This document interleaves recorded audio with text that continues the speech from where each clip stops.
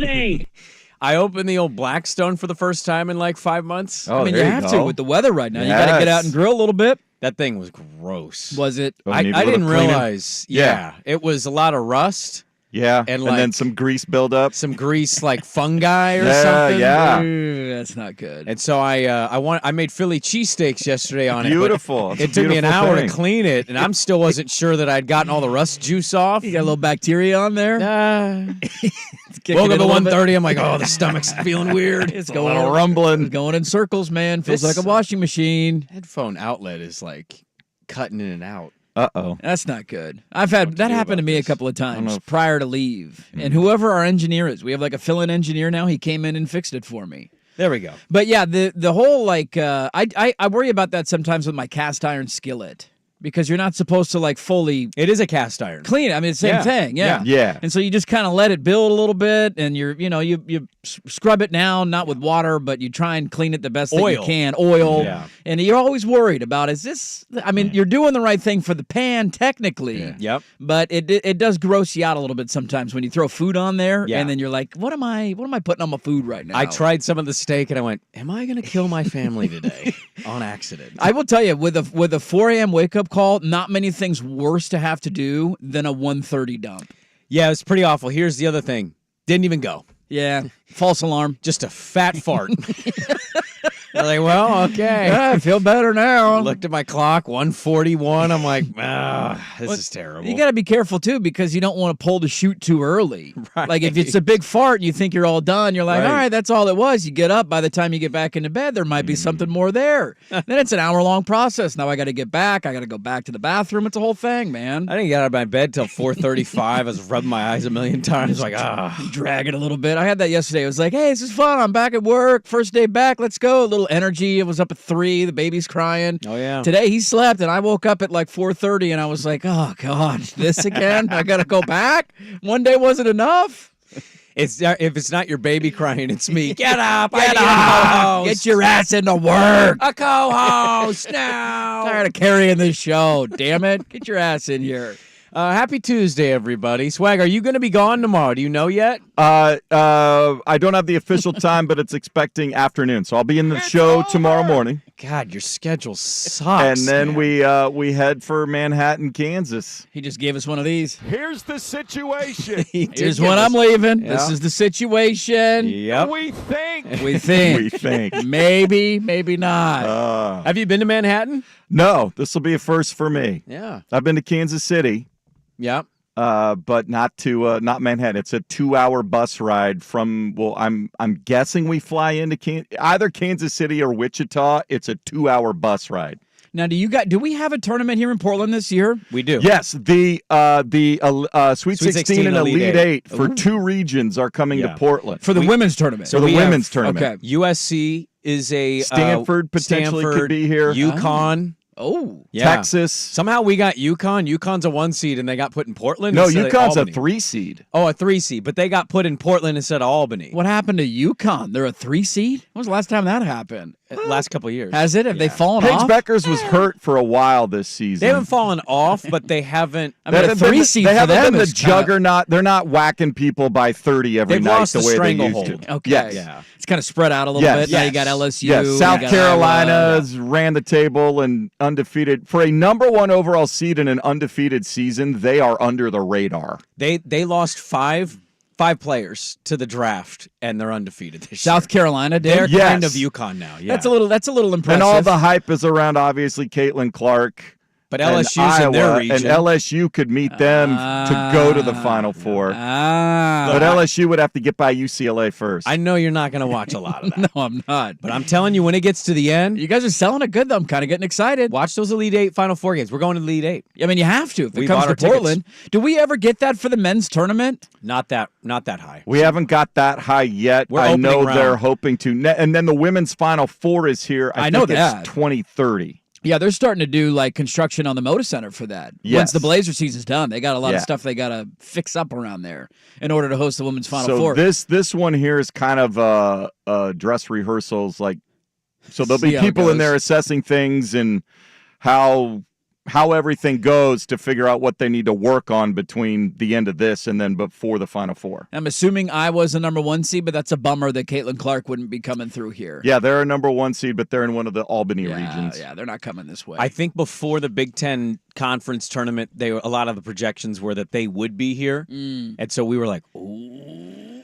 How much would those tickets go for if Caitlin Clark's in town? I think the ones we bought were 41 each. Oh, that's not bad. If Caitlin Clark was here, it'd probably be 80. Oh, easy. Because you'd sell out. I mean, they're probably going to sell out the arena anyway, but with Sure. Caitlin here, the demand would be insane. $41, That's that's pretty affordable. fairly reasonable. For an Elite 8, Sweet 16 kind of Yeah. game, that's pretty 200 affordable. section. Yeah, you're not bad sit- seats. Not sitting in the nosebleeds, but Nope. you're not 5 rows from the Yeah, floor. $40 to get in, family of 4, it's not bad. I just want the conference action. I just want the tournament action, you know? Yeah, you got to get a little tournament action. It's fun when it comes to Portland. I'm just always bummed with the men's one that it's the opening round. Yeah. Because then you just kind of, it's... Swag and I did that the one year it was here, and we were behind Harlan and Reggie Miller. And it was a cool experience. And I'll speak for myself here because I can't speak for you. A little overrated. Yeah, the one year that It's tiring. It's like 4 straight games. It's a and long like, day if you're going to all of them. And we're media, so like we can't get up and go drink beer and No. Yeah. meander and then come back. We're just like sitting there quietly behind Kevin Harlan, like, well, now it's Stephen F. Austin versus Ohio State, D'Angelo Russell. Okay. Come on, Buckeyes. The one year that I really remember, we had a year where the tournament was in Portland, and we had a fan madness over at Dr. Dr. Jack's, Dr. right Jack's. across the street. That year I That was remember, fun. and I can't remember who was in town, but it felt like there was really good crowds that entire weekend. I didn't go to those games that year. Well, I just remember the crowds in Dr. Jack's because Yeah. I think we were doing the night show. Was that the year VCU with Shaka was here? Yeah, I think so. That would be correct. That yes. sounds about And right. they made because they had to play a play-in game to get here, and then they went That on was the their run. Final Four year, wasn't I it? think it was. That's right. It got hot at the right time. There's man. nothing. You never know which site it's going to be that has all the crazy upsets, but if you get that site, then it's unbelievable. Yeah, I still remember like the year Gonzaga went on their first time they went deep in a tournament. Was it 99, right? Something like that with Casey Calvary and Matt Santangelo, and they were in Seattle. They were playing at Old Key Arena, and it was the same site when Harold the Show Arsenal from Weber State and they upset North Carolina. That's and right. you had a How bunch could of you that. You had a bunch of that stuff going on at the same site, and it was just insane. That's when it's enjoyable, when you get those. When you get 1 seeds that win by 35 points, it's like, all right, thanks for coming. Thanks for coming. You know, he went the reverse. Shaka Smart did. Usually, you don't do the order in which he did. You don't. Yeah. You don't go. I'm bald guy to now I have hair. It's a weird look. Yeah, because I don't think it's fake. I just think he chose the shade, like the complete shaved head look. Yeah. And now he has hair, and it always throws me off when I see him at Marquette. Yeah, I mean it's just a weird hairline. It's really high and tight. High on the sides, way back on the forehead. I mean, he's got enough up top to at least make it maintain. But why did he reverse the course? Because he looked good bald. He did. And you were used to him being bald. Yeah. It's like the opposite when somebody has hair and then they go bald. It throws you for a loop the first time you see him. This one, it throws you for a loop. Because until you said that, I didn't even realize that Shaka Smart had hair again. I just had to Google it. You know who had this in the normal order, and it threw me off, and I didn't watch it, but I saw it on Netflix. Your buddy Kevin James is bald now. Kevin James is bald? He shaved it all off, skin bald. Seriously? You can still see the outline of his hair, but you can tell. I mean, his hairline's always been a little back. Fully bald. Straight bald. Like just a cue ball. Yeah. There's nothing there. He has a stand-up special, and I saw the preview trailer thing on Netflix play, and I'm like, huh. That's It looks like he still could have hair, but he doesn't want to do hair. we got a bald Kevin James now. Was the stand-up special good? I didn't really watch it. You didn't really watch the it, preview yeah. was The preview was good. Yeah, it was fine. That's one of the things that I during leave that I consumed so much television. Did It's you? Not even funny. Wow. Wait a minute. Hold on. That's all I could do. Like, you can't leave the house. I wasn't on my phone a ton. I would just I didn't want to just be scrolling my phone all day, so I would Right. just throw it in another room, and I kind of disappeared from that technology. But you're just you just have a crying baby all the time or a sleeping baby. You can't leave the house. I'm just a lot of the days were rainy and cold. There's nothing to do. I watched an insane amount of television. Are you watching Shogun? Shogun? Yeah. No, the new FX show? Yeah. I have not seen that one yet. We did all of Yellowstone. Okay. I All haven't 5 watched that. I seasons. haven't watched It was a good show. It was good. Yeah, it was a good show. Was it a good show? Yeah, I thought it was a good show. Because I've always heard that like it starts really good, but it kind of like fades. I think it's a little bit crazier than I thought. Yeah. Like there's a little more stuff. I thought it was just, ranchers, we're herding cattle here. Dirty ranchers. There's a lot more going on than that. Yeah, a lot of no, we attempted got murders and stuff. Politics and skeletons. Do you and watch Yellowstone? No, but the ads used to show up. I forget which sport I was watching. It finally showed up on Peacock. I'm not a Paramount Plus guy, but Yeah. it was on Peacock, Okay. and I am a Peacock guy now, Yeah. so I watch that. But I also watch a lot of stand-up specials on Netflix, and now I'm trying to think of the guy's name. He shares a name with Dusty, but I can't remember his last name. Like his first name is Dusty? His first, Dusty Slay. Oh, Dusty Slay? I laughed incredible. Like if you're Sounds looking, like a porn name. he's got long hair. He wears glasses. He's a goofy bastard, and I cracked up. That's one of the best stand-up specials I've seen in a while. His glasses and hair look fake. They do. They look incredibly fake. Like really fake. And he's like legitimately a redneck who grew up in a trailer park, and he just, it was hilarious. So your Kevin James thought made me think of Dusty Slay. I recommend that one. I gave a scorching hot take that listeners did not enjoy, by the way, while you were gone. On a TV show? Yeah. What do you got? Okay, now full transparency here. I may have reversed course a little bit. I may be backing away from my hot take. Okay. I set it down as a hot plate. Yeah, it was a and quick then I take. tried to eat it and it burned my hand. I'm like, ow. Quake's not rumbling anymore? The wife and I got through in about one day. We got through True Detective. Yeah, we did True Detective too. My initial feeling and thought walking away, and I already know what you're going to say, so please don't kill the messenger. Okay. I thought it was better than season 1 was my first takeaway. Okay. I thought Jodie Foster, and I don't know the actress's name. She's really good though. I thought they were remarkable. The character depth, the growth. I love Alaska as a creepy area to live and be. Yeah, the nighttime theme. The alien, or is it a ghost, or is it like just a straight up murder? The Sure. frozen dudes. Sure. I kind of I loved it. We loved it. We were The obsessed. thawing of the frozen dudes on the ice, slowly but surely. The secret compartment where the one guy's hanging. I loved it. I thought it was a great show. Now, is it better than season 1? I did say that on the air. I don't know. Yeah, I don't know if I go that hot, but I did come out of the gates going, man, that was probably the best season I've seen. That's a bit of a Quake take for me. I would say I think what led you to make that proclamation, to defend your take a little bit here, is the last handful of seasons of True Detective not been good. Yeah, this was the closest to one. This was the and they had yes. some tie-ins with it, actually. Yes, this is the first one where you get through it and you're like, that was a good show. Yeah. And so it probably led you to think like, all right, that would, because the last handful of them have just not been I just haven't enjoyed them very much. And so I think that probably pushes you to that take. Not quite with you. I don't know if anything will ever top season 1, but this is the closest that any of them have come. There was one listener that I upset a lot on that. Yeah. Very angry about that take. Sprague? Very angry. This is your worst take of all time. I know. I'm sorry. That's saying something. I finally watched Oppenheimer. 2 thumbs up. Amazing movie. Little late on that one. Yeah, it's a movie theater movie. Can I poo-poo Killers of the Flower Moon? That was okay. Still haven't seen it. Yeah, haven't seen that. Trust one. Tree, have not seen it yet. It's No. 3.5 hours. I a can't long just movie. sit down and watch it at any given time. I think it took me about 7 hours to watch. Oh, you had to stop. Because, I mean, it's every 45 minutes there's something going on, and you pause and you turn it back on. The one that was most disappointing, and I don't know if listeners agree with this, that I thought absolutely sucked, that I was jacked to watch, Napoleon. I haven't seen that one either. I thought it was terrible. The Russell Crowe movie? Yeah, Is it no, Ridley Scott? it's Ridley Scott and Joaquin Phoenix. Oh, that's I'm yeah. sorry. Horrible. I was so jacked to watch that movie. It's that bad. The huh? trailers were great, and it was like 45-50% in, and I'm like, what are we doing here? This is a terrible movie. No real buzz on that movie when it came out. It was just No. like, hey, it's there. Okay, bye. Yeah, that's one where the trailer comes out and you come out of the gate hot, and then you like everything cools off, and you're like, that's why. Not a very good movie.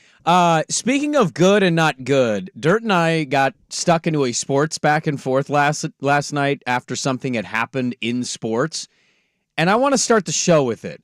What is the worst thing that can happen to an individual in a game? Being dunked on, being crossed over, being trucked, being juked in the open field, giving up a massive homer that has a sick-ass bat flip. Like, what is the worst thing that can happen to an individual in a sporting event? I want to start there. Happy Tuesday, Dirt and Sprague. We've got a loaded show. We'll run it down next. Dirt and Sprague on the Fan. The Herd with Colin Cowherd.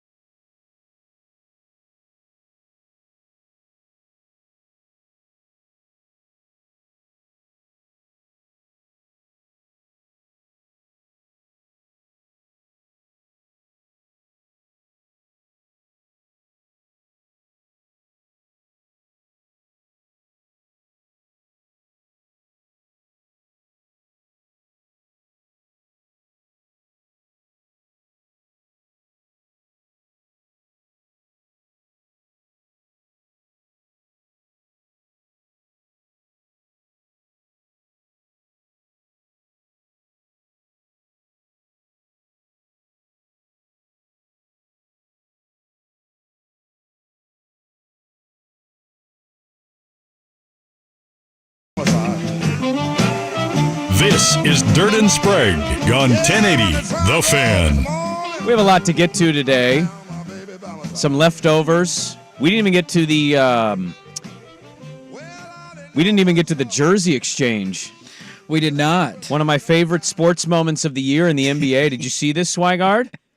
You know how they do the jersey? Hey, good game, good game. Let's swap jerseys, take a photo. Did you see the one over the weekend? No, I did not. I think we should do that after a good show. What do you think? I think we should, yeah. Swap shirts, take a shirtless photo in the studio. We usually worked hard today. Usually a soccer thing. No, they do it in football. They do Yeah, it in no, I know. basketball now. I think soccer started it probably, but it is spread. Every sport does it. Not baseball. I've never seen a baseball one. Baseball, No. because baseball never says good game to each other. They just leave, and then That's the true. other They team shake their own. high-fives each other. Yeah, you shake your own hands. We did that this year in basketball. We'd say good game, but we just circle around and Yeah. high-five each other again. Yeah. Hey, good You job. should. If you got a good win, you should pump each other up. It was a great game between, I'm surprised you didn't see it. The game was really good. Orlando and Toronto. Anthony Black exchanged jerseys with Grady Dick. And they took a photo, and Grady was holding up the black jersey, and Anthony was holding up the Dick jersey. And they made sure to be in the right. Black Dick. Yeah, Great. Yeah. That's Black and Dick at the jersey exchange. Those are their names, and they I did a got, jersey exchange. No, had a lot of family stuff this weekend, and then I was busy. Why didn't you and your family see the Black and Dick exchange? Yeah, you missed that. You missed that this weekend. that. That's the best thing the NBA's done in a while. Well, up until last night. Up until last night, there was a lot of good posters. I don't know. I don't want to go crazy here and say it's the greatest dunk in a game I've ever seen on somebody. I've seen some nasty ones. I'll never forget Shaq on Dudley. Yeah. Pippen on Ewing in the game. Tom Chambers. Tom Chambers is the my one that God. sticks out. Where Let me ask you this: can you throw? Does an Put it- alley oop count the same too? Yes, if it finishes on somebody. Because Yes. LeBron, Jason Terry, Yes. the That's in famous there. Dwayne Wade running away with his hands turned up to the air. That's not that play. That's not that play. No. That's a different play. They played Milwaukee in that game. Ah, That was, I think it was Norris Cole. Norris Cole. That's Just a fun turned throwback. around and chucked it up, and he just went, Jason Terry, this is for stealing a title from me. I mean, it's sad to admit that's one of the things that I remember most about Jason Terry's career. Really? I'll never forget that Jason Terry was that was one of the most emasculating dunks I've ever seen. The Jet had a great career, though. I'm not saying he didn't have a good career. I just will always remember him from that dunk. Where's the Anthony Edwards dunk on John Collins rank for you guys? Because that was about as humiliating as it gets. Not only did Collins just casually stand in the paint, not noticing that Anthony Edwards was like a 47-inch vertical, Get out of the way. is screaming his way. He then suffers an injury from being below Anthony Edwards' junk. Yeah, you get hurt on the play that you get dunked on, so now you're already emasculated because you've been dunked on.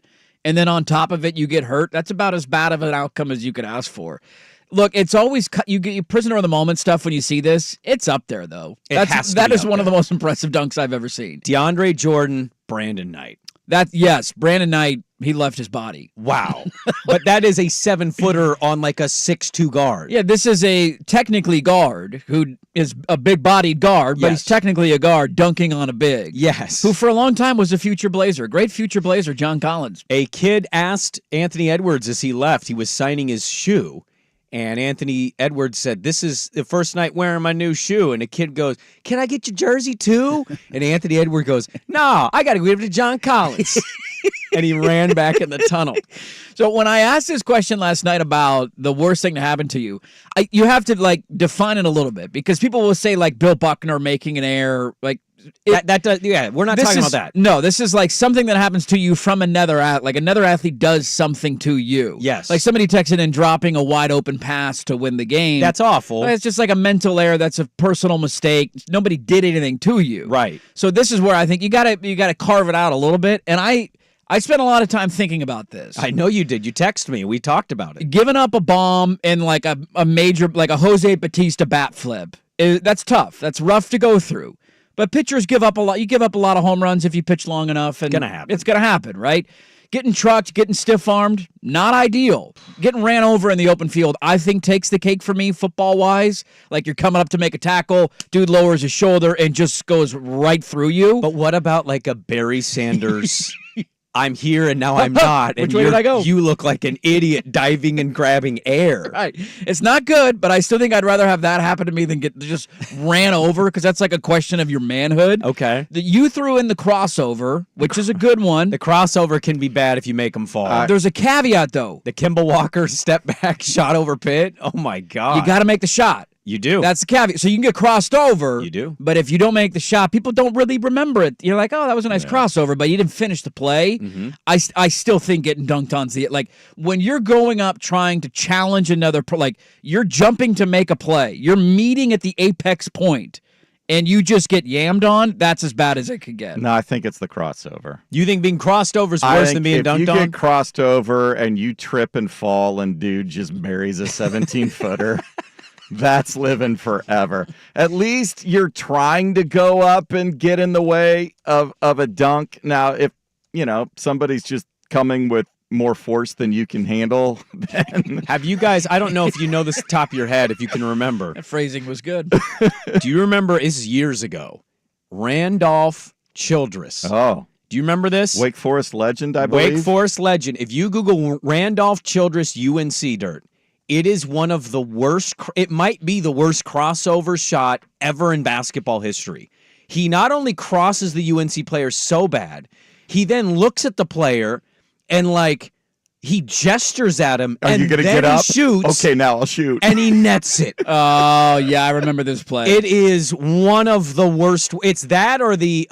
He almost kind of waves at him like, Yes. hey, Get your ass come up. on, let's Yeah. go. Come get this I got to bucket. finish this play here. Because I think the dunk, like if somebody like Anthony Edwards did that or Shaq did that, I think everybody, you kind of feel sorry for the guy. Like, what's he supposed to do? That's kind of why I don't think it is but the a dunk. crossover, you just... Well, I think the player depends, right? Like Chris Dudley and Shaq is like Shaq can dunk on anybody. Shaq can dunk on anybody. Like that's You're not like- bad. I'm not saying Shaq. I'm not using that dunk as an example. No. Pippen on Ewing, though. Pippen on Ewing, that's a all-time center against a Yeah. small forward. This one last night, John Collins is technically a power See, I forward think- against a guard. They're like 2-3 inches apart, though. I know. One's 6'5", 6'6", the other one's like 6'8". It's a smaller dude I still jumping think- over you. I still think with the dunk, you're more impressed with the dunker at that point Then the guy getting than dunked the guy on. getting dunked on. Like when you cross somebody over and dude falls down or, just stumbles out of the Like, way. do you remember the Iverson on Antonio Daniels when he was a Wizard? I do not. I remember the Iverson on MJ crossover. See, that was okay. The just because it Daniels was one, MJ, it was a big deal. Look up the Iverson Antonio Daniels one. He crosses him,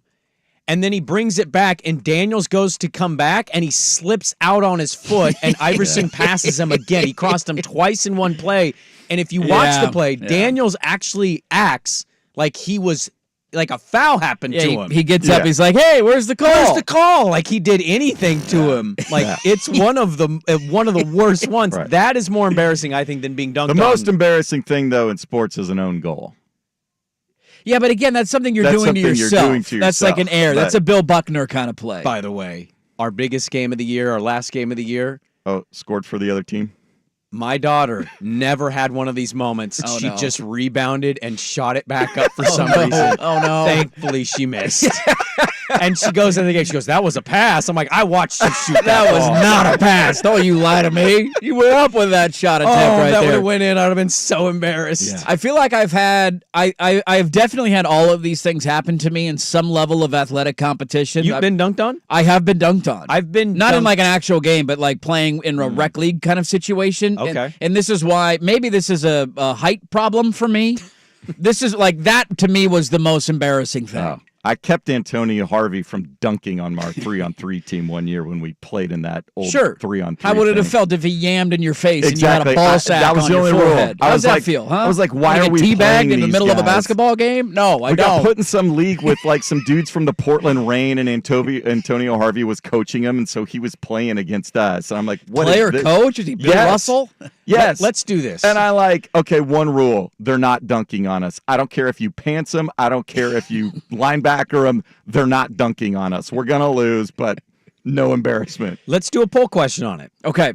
because you think being dunked on is worse than being crossed over. Yes. I think being juked in the open field is worse than being trucked in the open field. Okay, Barry Sanders wiggles you away. I mean, I could. What about the stiff arm? What about you're going for a Okay. tackle and you get shoved to the ground? Marshawn Lynch? Yeah. Beastquake. Derrick Henry. Was it Josh Norman? Who did he stiff arm that famous one? I think maybe it was Norman, but yeah, I know one you're talking about. I don't know, getting trucked. I think about it is a man-on-man Bo Jackson on Bosworth. Yeah. You'll always remember. See, this is the thing about the crossover. Now you're poking holes in this theory because and maybe I just don't remember a lot of these because you remember a lot of the victims of the crossover. Yeah. That's the one thing for me with like dunks and a lot of these big ones that are memorable. You remember the person on the other side.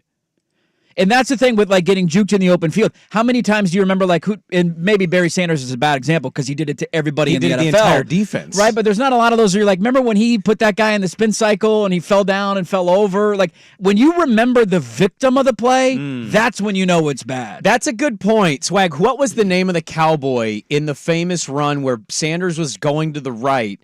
And he did like a step back and then accelerated. And there's a famous Dallas Cowboy lineman who's turning around and he's noticing that Sanders has passed him. And he's like, what?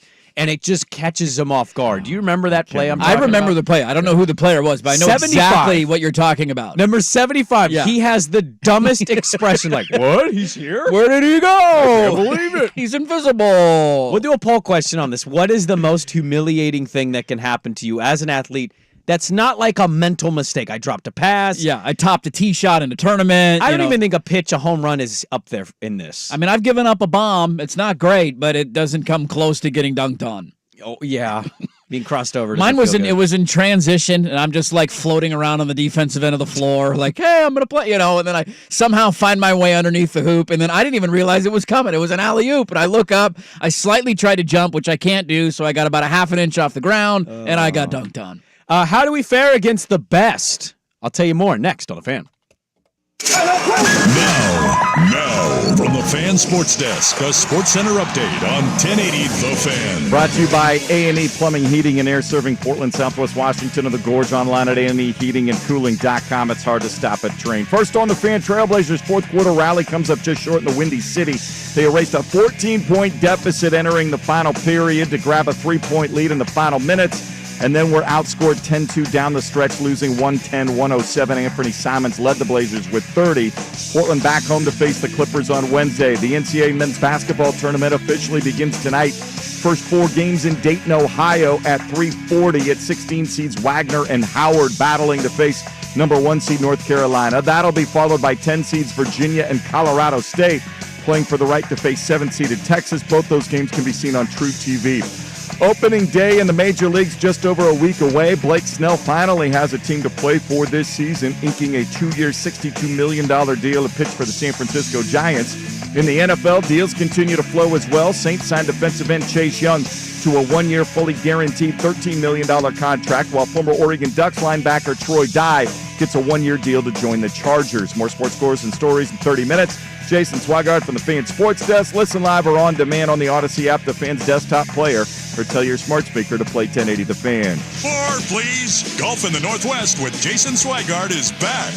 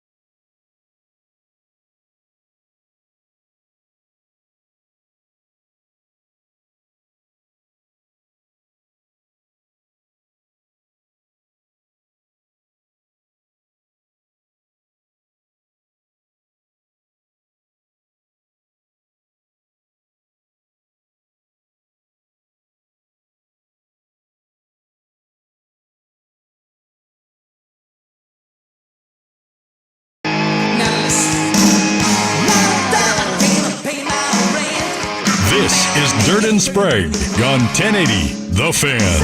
I don't know if we'll get to it today or this week, but there's something weird going on in England with the Royals. Oh, God, don't start on that crap.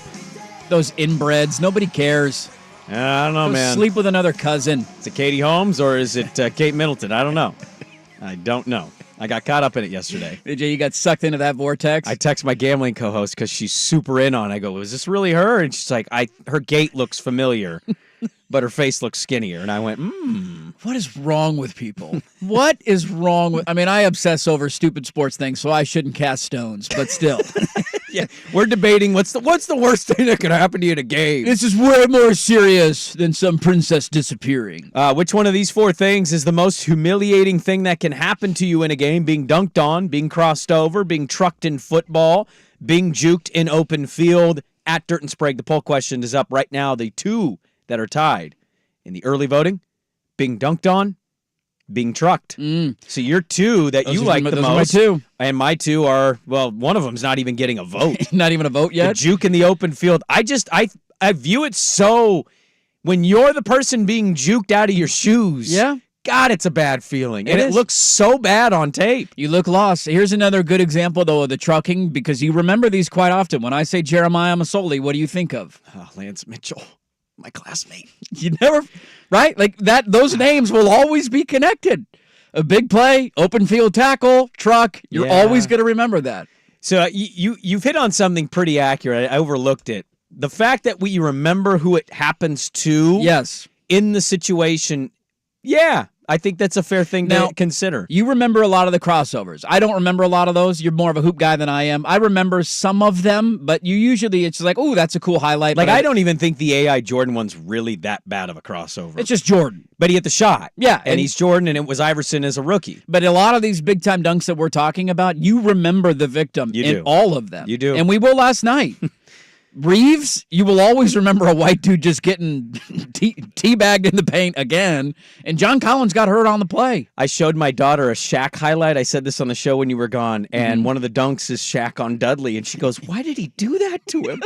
And I was like, "Because it's Chris Dudley." And she goes, "Who's Chris Dudley?" And I go, "Oh, let me tell you." The guy that ran for governor of Oregon living in Washington, that guy? I don't even live here. And then she sees him throw the basketball at Shaq, and she goes, "Oh, he's a loser for that." I was like, "Hell yeah." yeah, he is. Hell yeah, he was. Blazer legend, Chris Dudley. I'm going to try to do something. I'm going to fill out a bracket. I haven't filled out my bracket yet.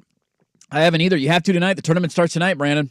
Come on, you got to pick your playing games. Some of the brackets let you pick them, some of them don't. It's a weird situation. I think I can beat Jay Billis.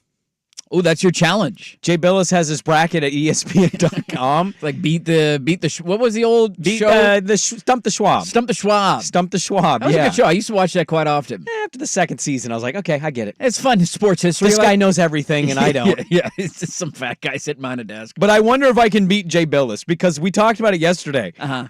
Like, I look at, they did Legler's Final Four. It's all ones. How ballsy of you, Tim Legler. Way to go out on a limb, Tim. But, like, is it going to be all ones this year, or is somebody like Jay Billis going to nail certain 'Cause upsets that I don't know about? You've got some of the shakiest one seeds with their tournament history. You do, but Purdue, North Carolina. are you going to reverse the course? Exactly. The Purdue thing is interesting. Well, I would say here's my counter argument to that. Like Purdue, I get Purdue. Nobody should have any faith in them. And we're all going to use the Virginia example, 16-1. Next year, they went on to win a national title. I also like to remind people that year that Oregon damn near beat Virginia in the Sweet 16. The year that they won the national title, they played, and it was like a 44-42 game, super low scoring. Watch that at the beach. I remember that game. Yeah, That I was a in good game. Mexico watching that game, and they damn near beat them. So Purdue, I get the no faith thing in, but Carolina was in the championship game, 2 years ago? Yeah. That Duke North Carolina game. I know Caleb Final Love Four? was and they beat Duke, and then they ended up losing. They had a double-digit lead on Kansas, I want to say, in that game.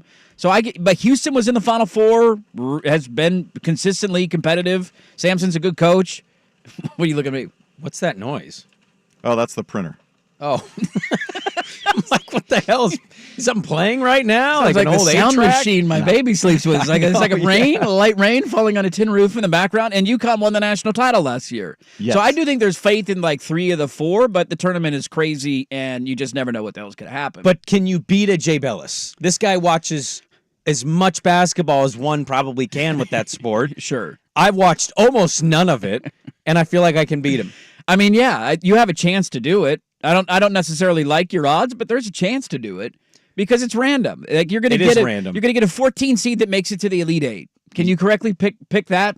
No. It happens almost every year. There's one of these random schools and nobody picks. You knock off somebody in the Western Kentucky is going to find themselves in the Elite Eight. You're going to say, oh, look at that. One person in the entire world picked that to happen. Yeah, 11.7 million people are entered in the ESPN bracket contest. Can I admit something to you in the trust stream? 11.7 million brackets? I've cooled on bracket filling out. It doesn't do it for me anymore. Well,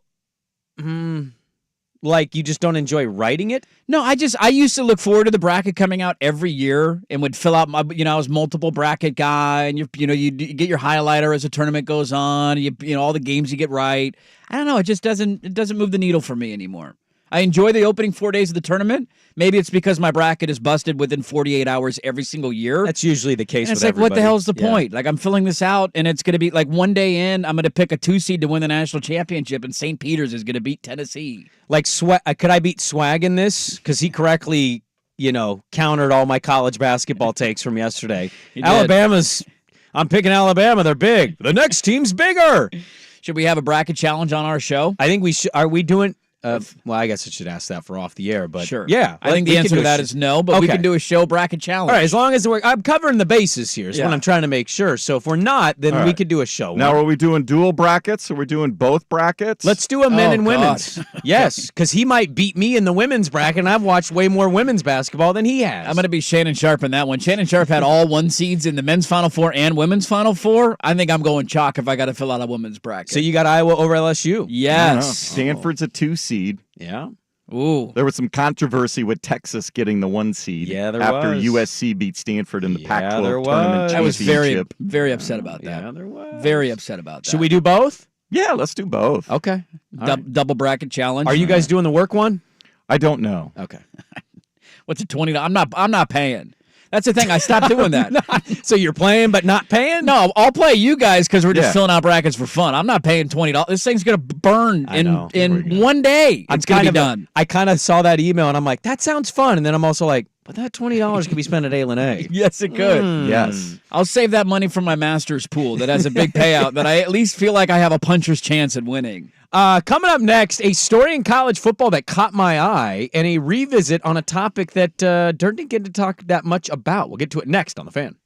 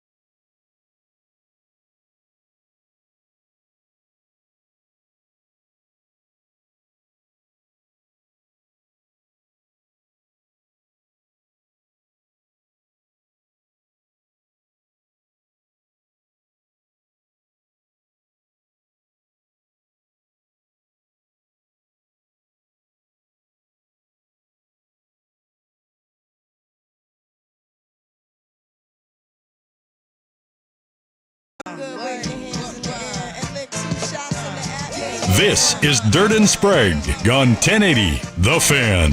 We'll get an Oregon, South Carolina preview at 7:30 with a radio host over in those parts, Mark Ryan, at 7:30. There is an air mattress story I need to discuss with you at 7. I got a lot of questions. I have a million questions. We'll dive into it. It's you make $30 million a year. I can't, I want to say this without being mean, but it kind of in nature is mean. I don't believe him. I don't either. You want a hot take? I don't either. believe it. And we'll dive in at 7 a.m. on that. Dirt was looking up Jay Billis's bracket, and he's concluding that we can beat Jay Billis. Jay Billis is going chalk, including Arizona in the Final Four. Yeah, I'm filling out Jay Billis's bracket in paper form, Yes. and we will submit it into our 3-person bracket challenge. So Jay Billis will be the 4th competitor, and we'll see if we can beat Jay Billis. And I have an idea. I don't know if it can work, but if we beat him, I think we have to get him on and tell him he was a part of our contest without him knowing it, and that he has to Venmo us $5. You owe us, Jay. And I want to see if we can get $5 Venmo'd from Jay Billis. I like that idea. Somebody texting in, and I agree with this completely, saying my interest in brackets is way less now as well. Give me the ability to gamble in the state on my bracket, and I'll be all the way back. And amen to that, Yeah. dude. Like, if you gave me the ability to, I don't know about the bracket in terms of bringing it back, but if you gave me the ability to gamble on these games, I'd be much more interested in the NCAA tournament. That's why you got to go to A&A and hang out with us on Thursday and Friday. Thursday and Friday. Are we surprised more that Kalen DeBoer's got 8 years or that he's making almost $11 million? Well, one of the top 5 highest paid coaches in college football. It has to be the years, right? 8 is a bit aggressive. But I know they want continuity, but 8 years? Yeah, but aren't college head coaching contract? I mean, they're always getting extended, but then when somebody wants to whack somebody, they do. But if you whack him after 2, let's say Alabama disappoints I know this the year. buyout is huge, but that doesn't seem to affect donors at certain schools. So you think his first 2 years don't go Alabama-esque, 9-3, 9-3. which is, for most programs, are they in great. well, now we got the expanded. They're not in the college playoff football with 9-3. playoff. They might be. With 14 teams, Alabama's. Yeah, get out of here with that. It's Alabama. So if they get into the That's college worse than your football True playoff, Detective take. Whoa. Bama's got to have 4 losses to miss the playoff. Pac-12's coming back, too. That's right. I have a naive nature of college football is how I look at it. We're all going to come back to our watering holes. yeah. That's what you think's but going to if happen. after 2 years everybody's losing their stuff there in Tuscaloosa, then yeah, they'll buy them out. You think 6-year buyouts are just No just big a deal. walk in the park, no big deal? At places like Alabama, they'll go if the donors want them out, and who's ever putting the big bucks in there, if they want them out, then there you go. Yeah, it'll happen. The thing with the playoff that's funny now too, though, is that that to me isn't going to be a benchmark anymore for elite programs. I think you gotta win a game. You got to go on in a the run, playoffs. like just saying, hey, we made like if Alabama. Let's to this example. Let's say they go 9-3, 9-3. They're like a 12 seed in the playoffs the next 2 years, and they lose their first game. Yeah. They will put his head on a pitchfork and run him out of town. Yeah. That will happen quickly. It already feels like, this is the crazy thing about that fan base. It already feels like they want to. Yeah. Because he lost Caleb Downs and a few other players are like, Yeah. oh my God, How dare you? we're losing it all. It's a really interesting question that I hadn't thought of. What's more surprising? I would say the amount. Mm-hmm. Now, I believe somebody did the math on the average for the 8 years is about $10.75 million. Yeah, that's the average. There's escalators, though, at the back end that gets him to 11 if Yes. he sees the back end of that deal. That makes him the second highest paid coach in the country. Yeah. Nick Saban was the only guy who was making, I think he was up, 12 million, something like that before he retired, obviously. Dabo makes just shy of 11 Where's on an Kirby average. at? Kirby's below, he's 10.71. So if this is 10.75, that technically edges him slightly above a head coach who won back-to-back national championships. It's just it's such a coach-driven sport. When the players are so important, it's just so coach-driven. So you watched the Pac-12 title game with Oregon, Colorado. Yeah. Did you notice the commercial? You notice when they do the Pac-12 title games on any channel, they do like one of the universities, they'll do a university promo. Yeah. Did you catch the Colorado one by chance? I did not. I thought it was really interesting. It starts out with student, and then it goes administrator, and then it goes president, then it goes teacher, and every single one of them, it's a prime spot for this. It's a prime thing for that. You run that commercial as long as you can. And guess who they ended on? Yeah. Him at the 50 with his jacket that says prime, and it's Deion Sanders. And I read an article from Front Office Sports last week. He has given them a 20% uptick in diversity of applications and like a 30% increase in student enrollment. Athletics are the front door to your university. It's insane. I get it, but that's why we say, yeah, he won 4 games. He's underpaid, because when you bring that kind of power to a university, That's a valid argument for and sure. their entire promotional campaign is prime. He's the university. He's basically pseudo face of the university, even though they have all these great academic, institutions there.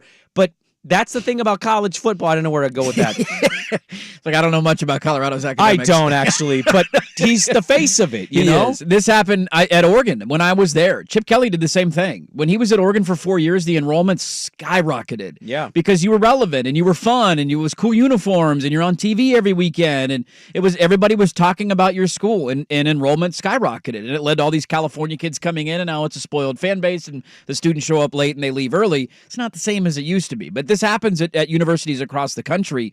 It's insane to see the number. The way you pointed out, though, I think is valid in certain examples.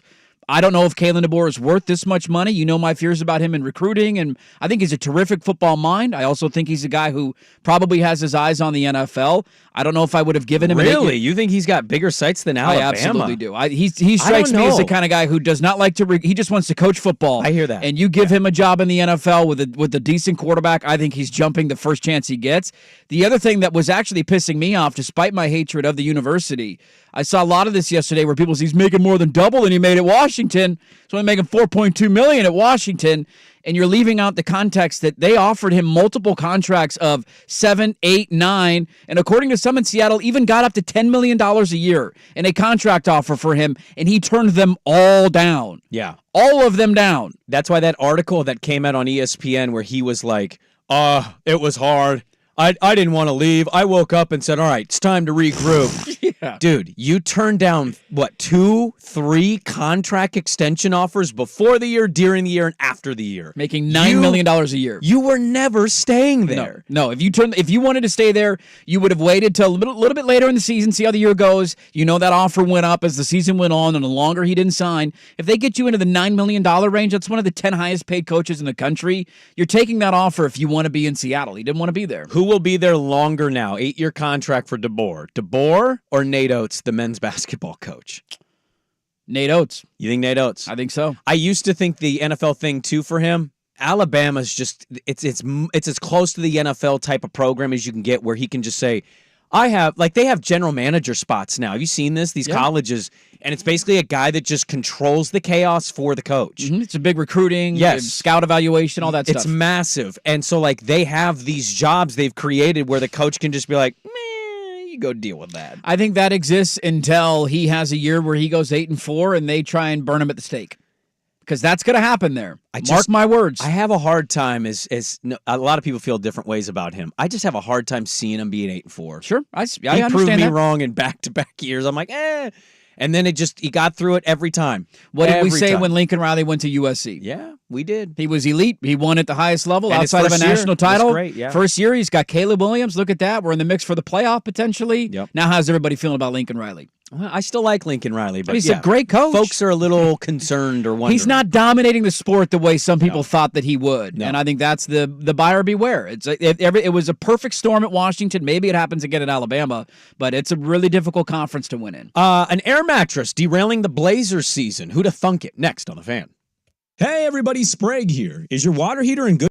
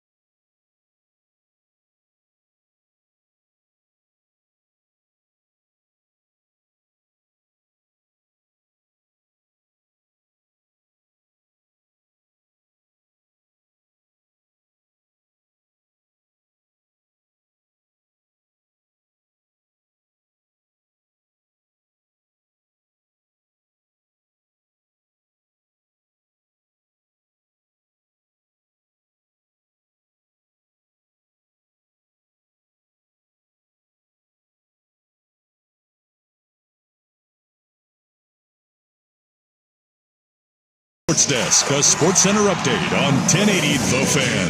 First on The Fan, Trailblazers rallied in the fourth quarter in Chicago, but couldn't close the deal. Outscored by the Bulls 10-2 in the final 2.5 minutes. They lose 110-107 despite 30 points from Anthony Simons. Blazers back home to face the Clippers tomorrow night. The NCAA men's basketball tournament officially begins in Dayton, Ohio tonight with first 4 games. 3:40 tip this afternoon, Wagner and Howard. The winner is the 16 seed opposite number 1 seed North Carolina. That'll be followed by Virginia and Colorado State. The winner is the 10th seed opposite 7th seeded Texas. Both those games will be seen on True TV. Opening day in the major leagues is just 9 days away, and Blake Snell finally found a home, agreeing to a 2-year, $62 million deal with the San Francisco Giants. In the NFL, the Saints signed defensive end Chase Young to a 1-year, $13 million deal that's fully guaranteed. And former Oregon Ducks linebacker Troy Dye gets a 1-year deal to join the LA Chargers. More sports scores and stories in 30 minutes. Jason Swigart from the Fan Sports Desk. Listen live or on demand at the Odyssey app, the Fan's desktop player, or tell your smart speaker to play 1080 The Fan. The inside story on the Blazers, Ducks, and Beavers. Danny and Dusty, weekdays noon to 3 on the Odyssey app and 1080 The Fan. Hi, everybody. Harry Carey here. We've got a great show lined up for you. This is Dirt and Sprague. I once took a pair of binoculars and stared at the sun for over an hour. Why would you do that? Curiosity, I guess. Heck, I'm curious like a cat. I have a couple of friends that call me Whiskers. With Andy Dirt Johnson. Hey, now, kid, we all know that the moon is not made of green cheese. Yes, that's true, Harry. But what if it were made of barbecue spare ribs? Would you eat it then? And Brendan Sprague. I know I would. Heck, I'd have seconds.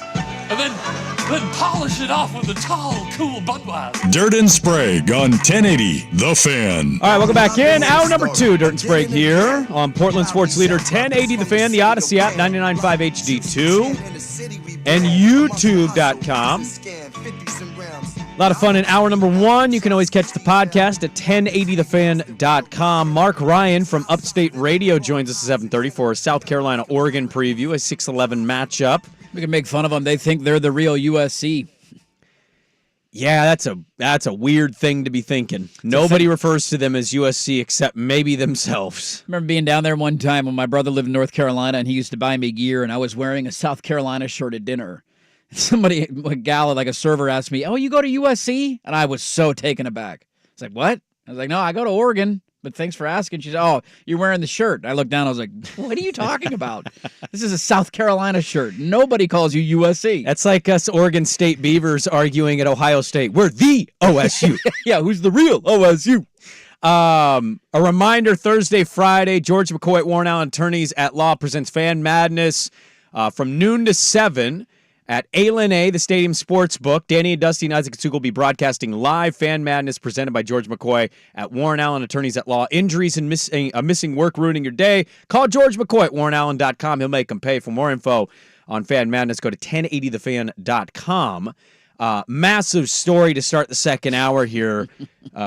Snell, 2 years, $62 million deal. NL West tilt. I had a full body boner for 2 weeks.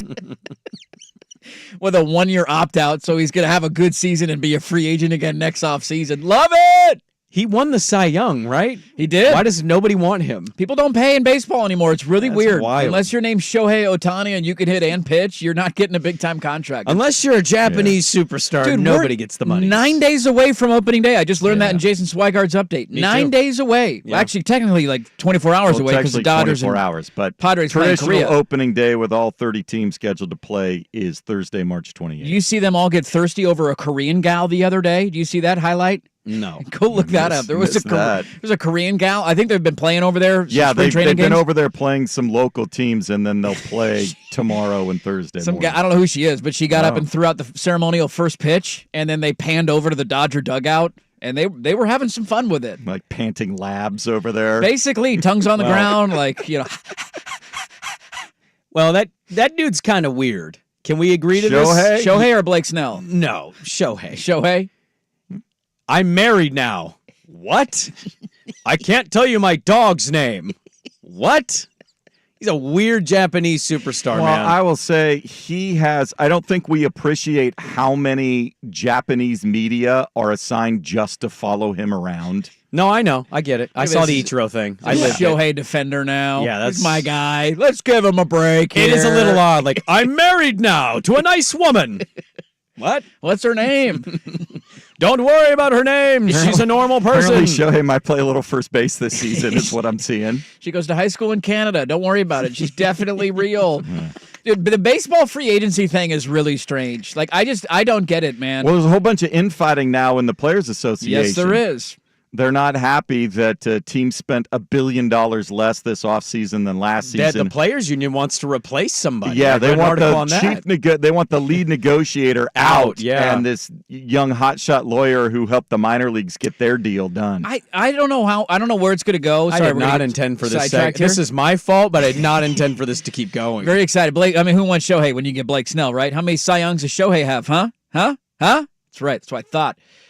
It's really weird, though, with the TV contracts in baseball, and I wonder where they're going to go in the future and how it impacts free agent spending. I think a lot of teams are worried about the whole Diamond Valley whatever group. Well, going Amazon bankrupt. bailed them out, didn't they? They did. Kind of, but like Sounds a lot like of the, Root Sports might be not for long. I like how the Blazer game wasn't on Root Sports yesterday because Was it they on were Root Sports Plus? on they were Root showing Sports a Plus. Mariners studio show and then a cooking show. Well, that's because the Kraken played at 7. And Cooking with Krakens. the Kraken, although that was not a better watch. Decord giving up 3 goals in 5 minutes. Thanks for coming. But a lot of the money for free agent spending and all that, I mean, it comes from the TV deals Yeah, in baseball. especially the local TV deals. Dude, I don't know where are they going to be in 5 years, man? A lot of these companies can't stay afloat. I don't know. And Netflix, Amazon, Apple, it's going to have to be Baseball, something like Major that. League Baseball, they just need to end the blackout nonsense. And if you want to stream it and get your team, the way like they that should. should trump everything. If whatever you work out for local TV to get on a local screen in your market, whatever. But if you're willing to pay for the League Pass equivalent, I forget what it's Extra called innings. now. Extra innings. Yeah. If you're willing to pay for that in whatever it may cost, Watch every game possible. either you can have one to buy your team. If you just want to buy your team, you get everything. It trumps everything. I don't care if it's an ESPN Sunday night game. I don't care if it's an Apple TV game, whatever. Yeah. If you're willing to pay for that service, you get it from whoever broadcasts it. End of story. Dirt, when's the last time you slept on an air mattress? It's a good question. Probably not that long ago. Aaron Fentress did a piece on Ayton, who was struggling when he started. Dominate. Remember, he said, I'm dominating. And Dominating. then he kind of sucked for like the first 2.5 months of the season. And Now he's dominating, though. And he has been playing significantly better as of late. And Fentress goes in and he gets some interesting quotes from DeAndre Ayton, who explains why he thinks he struggled out the gate. Just moving in general, not easy. He said, quote, I got all the money in the world, but at the same time, some of this is inhumane, where money don't matter, just having your people around and the support you need. My body just wasn't my body. People forget the humane difference of me adjusting to he loves to say humane, adjusting to everything, just being comfortable and waking up. I didn't have a bed for quite some time. I was on an air mattress, just trying to figure this out. Many people have pointed out how much money DeAndre Ayton has. I saw one of our Twitter followers pointed that there are 14 mattress stores within the Westland, Tualatin practice facility area that most of these players live. And I have a couple questions here. It's a good piece. Go find it at OregonLive.com. I have a couple questions here. He makes $32 million this year, by the way. If you're checking at home. Let's start here. Do we believe that DeAndre Ayton, for an extent, because when you say this, it makes me think you slept on it for like a month, not a day. Yeah, like just moving in, getting settled the first couple of nights. I'm waiting for my mattress to Yes. get here, so I'm going to sleep on an air mattress. Do we believe, just in general, that DeAndre Ayton slept on an air mattress? And For like 2 how months. many? How many did he sleep on? Because he's 7 foot. He Yeah. ain't fitting on Yeah, one. you need like at least 4. How do you right? put those things together? Do you just like Yeah. tape them together? How do you try and I attach think them? don't know. I think you hope you don't fall through the cracks of them because you're massive. That's the fear, right? If you just I- put two next to each other, you're falling in. This is pretty implausible to comprehend. I mean, it should be implausible, because he makes $32 million a year. But why would he specifically cited an air mattress? Well, but I don't understand why he goes, it's not like it's your responsibility. Right, you're an adult.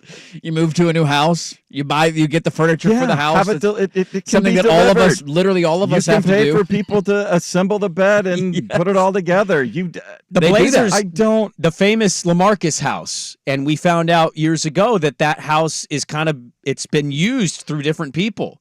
They use houses with players all the time. Yeah. I forget who it is, but I believe Norm Powell stayed in a house. And then when he got traded, they put somebody else in that house. Yeah, whose house was that? I'm forgetting. It might have been Evan LaMarcus. Turner. Was it Evan Turner's house? Maybe it was Evan Turner. I forget who it. But they have houses, right? And they also put him up at that hotel right down the road from the facility. Yes. So I'm kind of confused why this man, worth $32 million a season, Spent an extended amount of time on an air mattress. and also I'm just gonna get out and say it. Air mattresses suck. They're awful. I couldn't be more anti-air mattress. And we heard from some people last night because I put a poll question on this. One of the people did not like the wording on it, but very angry. I heard from some people on the old show Twitter account of air mattresses are actually great. You need high-end air mattress. One gal said she had air mattress work for 18 straight months, didn't deflate at all. I've never had, and I'm being honest here, I've not had one positive air mattress experience at any one point in my life. I don't know Did if I I sleep have on some either. cheap-ass ones? Absolutely I did. Okay? I also slept on some decently nice ones that my dad bought. Hated it. The tough part with an air mattress is you have to, there's no, it's really hard to find like the Goldilocks. Like not too hot, not too cold, just right. Finding, like if it's too firm, it feels like you're sleeping on a brick. Like you're going to roll off the edge of it because you just blew it up too much. Yes. If you don't get to that point, I feel like the only side next to it is it's not full enough, and then you're kind of sinking in when you move it, like takes more energy. It's just not comfortable at all. It's Yes. hard to get to that like perfect, like, okay, there's a little bit of cushion here, but enough firmness that I don't feel like I'm going to roll off the edge of this mattress. There's nothing good about air mattresses at all. And you put up a poll question like, how do you feel about air mattresses? The only appropriate answer there is the one that was essentially, if I have to and there's no other option, I'll do it, but I avoid these at all costs. And that should have been the case for DeAndre Ayton. I could see this maybe for a week. Like he moved in, he's not paying attention. Maybe he forgot to order his bed. There's no chance DeAndre Ayton spent the first 2 months of the NBA season sleeping on an air mattress. But like, in what world is a 7-foot NBA player worth $30 million a year having or needing an air mattress? Right. I mean, if you give me $30 million right now, Yep. I bet you by the time I get home, I would have somebody have delivered a bed to my house. I would imagine he owned a house in Phoenix because he Sure. he signed the max He's an contract down Arizona there. guy, yeah. He's an Arizona guy. I imagine he owned a house. He probably Okay. packed things up and moved when he came. Paid movers, I would imagine. Zero chance DeAndre Ayton packed anything. Zero things packed for him. Yeah. He's paying for movers because Yeah. he makes $32 million a year. Yes. And I would imagine they moved his stuff that he wanted to bring to Portland. Why would you not just bring your bed? Also, why would you not say, my bed might take a little longer. I have this bed. Can you please deliver it in Portland to where I'm living? Yes.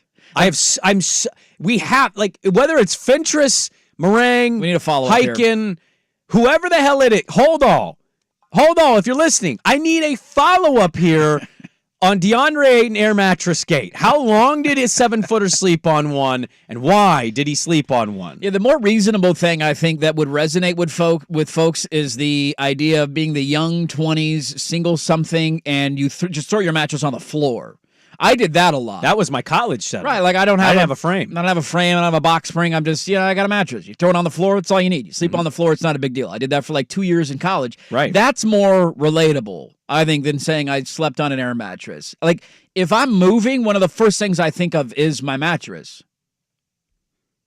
If I'm moving to a new house, like that's one of the first things I want to make sure is set up in my new house. Set up the bed. Set up the bed I need first to sleep. and then you go down there. Yes. Then it's like, okay, then we'll do dishes, right. then we'll do bathroom, then we'll do... Bed is always first, so you can make sure you can sleep in your new house. I want to put a poll question on this, but it's going to look mean. But, like, do you believe him? I don't think I believe him, but it's such an odd thing to randomly say. Did he, obviously he probably would have to order a custom sized mattress.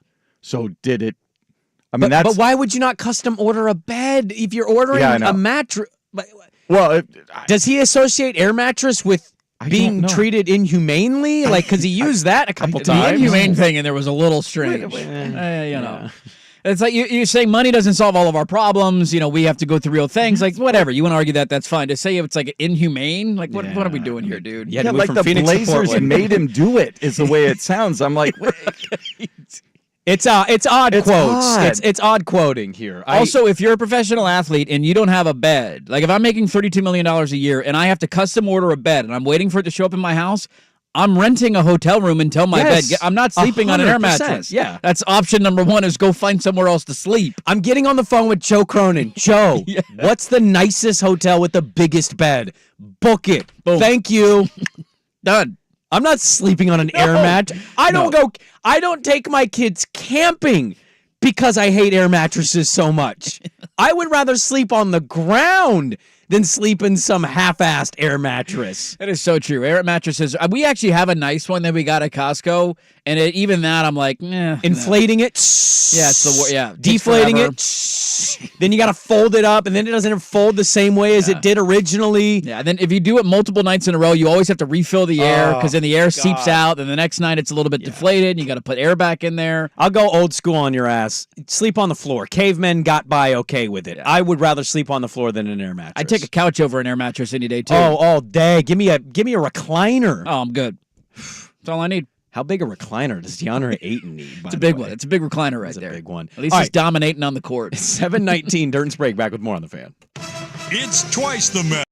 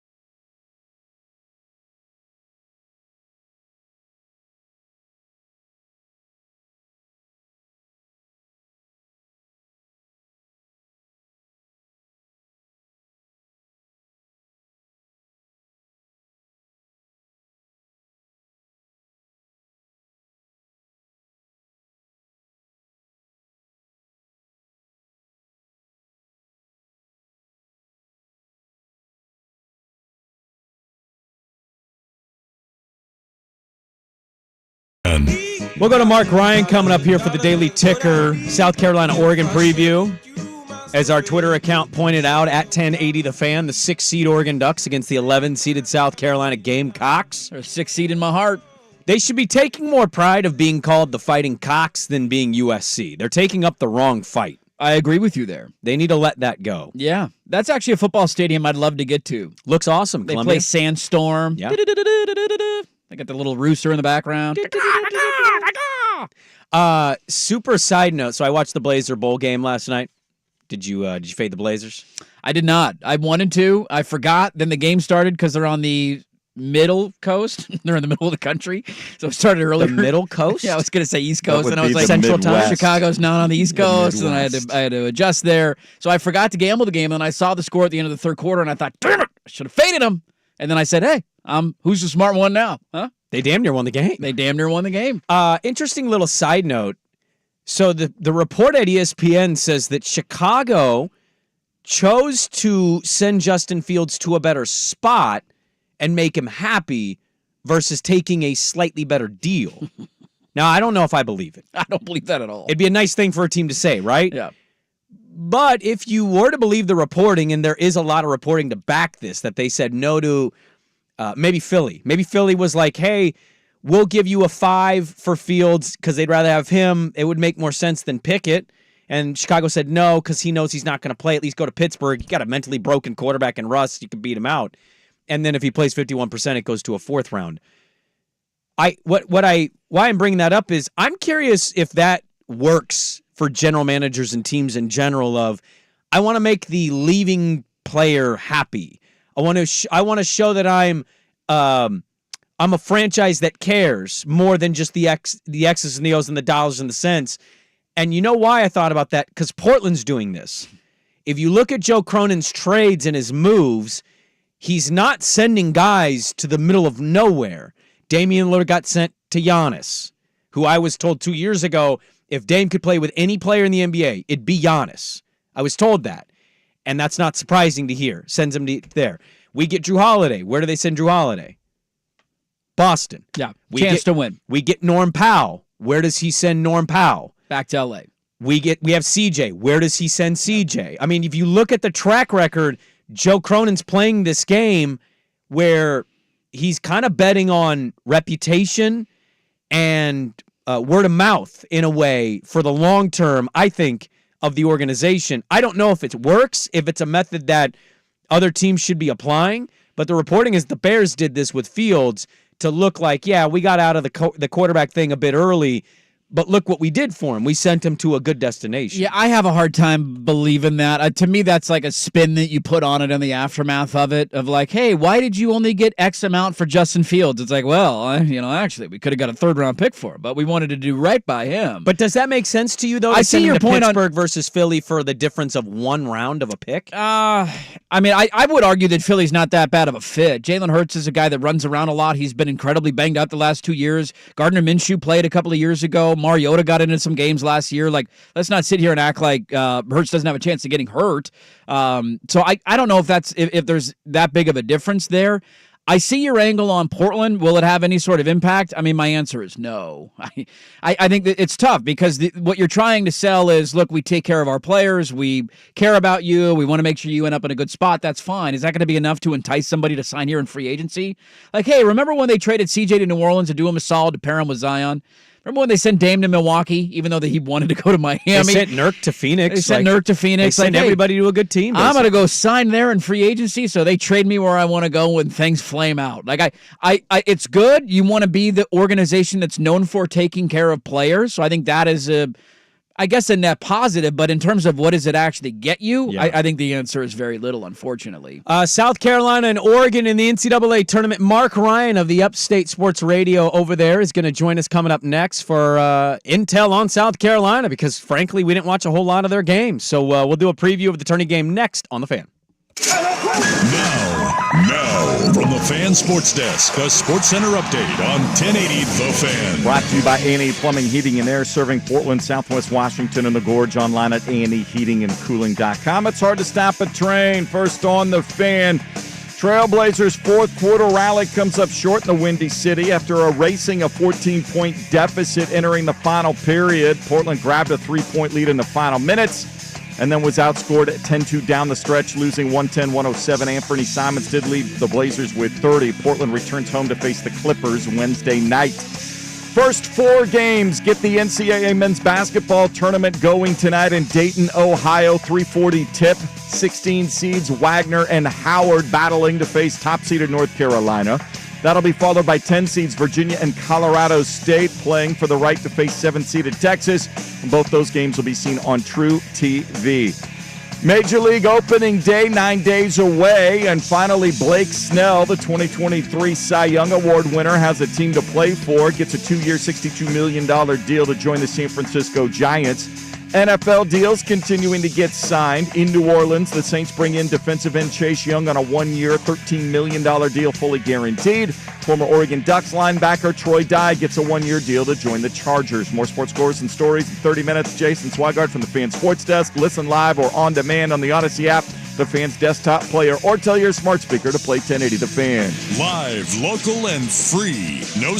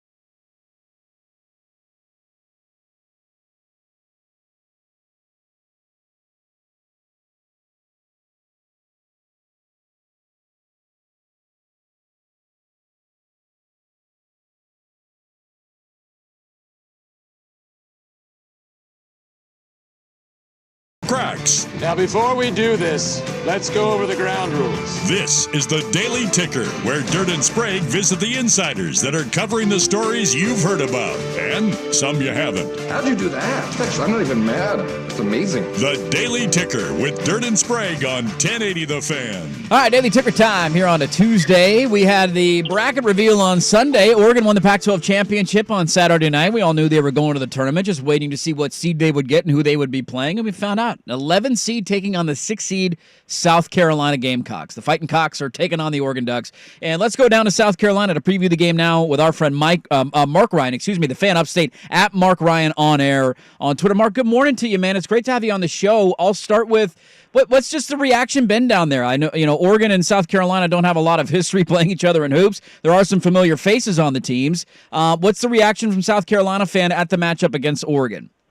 Well, I'll tell you, no one here can even believe what's going on, guys, because it's been 26 years since both Clemson and South Carolina were in the tournament. So it's like this state is now invited to a party that they're normally neglected by. It's just a super odd realization over this way. Oregon, how do you like that matchup? Like everyone else, I don't for the Gamecocks. And Folly Dante and company, man, 6'11" beast, reminds some of a young Akeem Olajuwon. It seems to me, though, that because everyone is picking this as their most likely upset, you wonder if the pendulum swings back in favor of South Carolina. Look, guys, what Lamont Paris has done, he's a National Coach of the Year candidate. He's essentially put together a roster compiled of the island of misfit toys and got them to gel together immediately overnight to become a top 15 team in America. Now, I would say about South Carolina, how many of us know who we are? How many of us know exactly who we are? Well, many of us think we're sports cars. We're actually station wagons. South Carolina knows they're a station wagon, and they play that way, and they slow you down. They're the blue-collar job in the white-collar neighborhood, and they do a wonderful job at that, slowing you down, playing great defense. They do a better job, guys, of getting you to play their style than just about any other team in America. We're talking about Mark Ryan from South Carolina, previewing Oregon in South Carolina. That game is on Thursday, 1 o'clock out here Pacific. You can hear it right here on The Fan, the opening day of the NCAA tournament. We're very honest this time of year, Mark. We're not the biggest college basketball guys. We all get into it. It's March Madness, and you fill out your bracket. You get kind of swept up in the fever, and then you kind of go back to not caring about it. So we're honest that we don't watch a lot of college basketball. I have not seen South Carolina play a single game all year. I've done some read-ups. You mentioned they're kind of that team that's feisty and works hard. Who are the names? What do we need to know outside of this is just a team that works their tails off? What are the what's the Spark Notes version of South Carolina basketball? Yeah, man, exactly that. So Michi Johnson and BJ Mack are the two upperclassmen guys. They don't light you on fire. They average 72 points a game, give up 67. That to me is the interesting matchup, guys. With Oregon coming in averaging 75 points a game, who's going to win their style? That battle of wills is ultimately going to determine the winner in this game, in my opinion. So Michi Johnson, BJ Mack, they're a really good three-point shooting team. And, again, they get you to play their style. So I'm going to be looking for the battle of wills there. Who wins the battle of wills? Is it South Carolina? Is it Oregon in this game? Who gets the other to play their style? That's going to be what is super key in this one. Is it? I don't know if South Carolina fan thinks this way, but you think resonated with them that it's easier to be good in basketball than it is for them to be good in football in that conference? Well, I'll tell you what, they haven't been good at football in this conference, right? And that is a sore spot. We were having the debate on our show locally: is South Carolina now a basketball school? You might imagine that went over like a lead balloon with many Gamecock fans. But don't feel bad; most things do with those people. They lead the nation in ejections from their stadium. They're a very unruly, uncouth bunch. And I'll tell you what, they're just glad to have something to cheer for. We've also asked, are they more excited about the women's tournament or the men's tournament? What's more likely, the men go to the Sweet 16 or the women win the national championship? So it is interesting because Lamont Paris is doing a lot of things that Shane Beamer is not. Yeah. It's interesting. Yeah, this is kind of a bizarre world matchup. We almost got it in women's hoops in the COVID year. South Carolina was loaded. Oregon had Sabrina Ionescu. Yep. Tournament canceled. And then both these teams were in the Final Four the same year, and they lost their matchup. It's like a bizarre world game that we haven't necessarily seen. Why do those fans down there insist on calling themselves the real USC? I've never understood that. No, neither have I, guys. Neither have I. I've been here for about 5 years. In 49 states, USC means Southern Cal. In 49 states, Carolina means North Carolina. Yeah. But, my friends, denial is not just a river in Egypt, and they're living in it over this way. What have you made of the fans since you got over there? What have I made of the fan or the fans? No, the fans, the South Carolina Gamecock fans. They sound like an interesting group of people. 90% of them are super great people.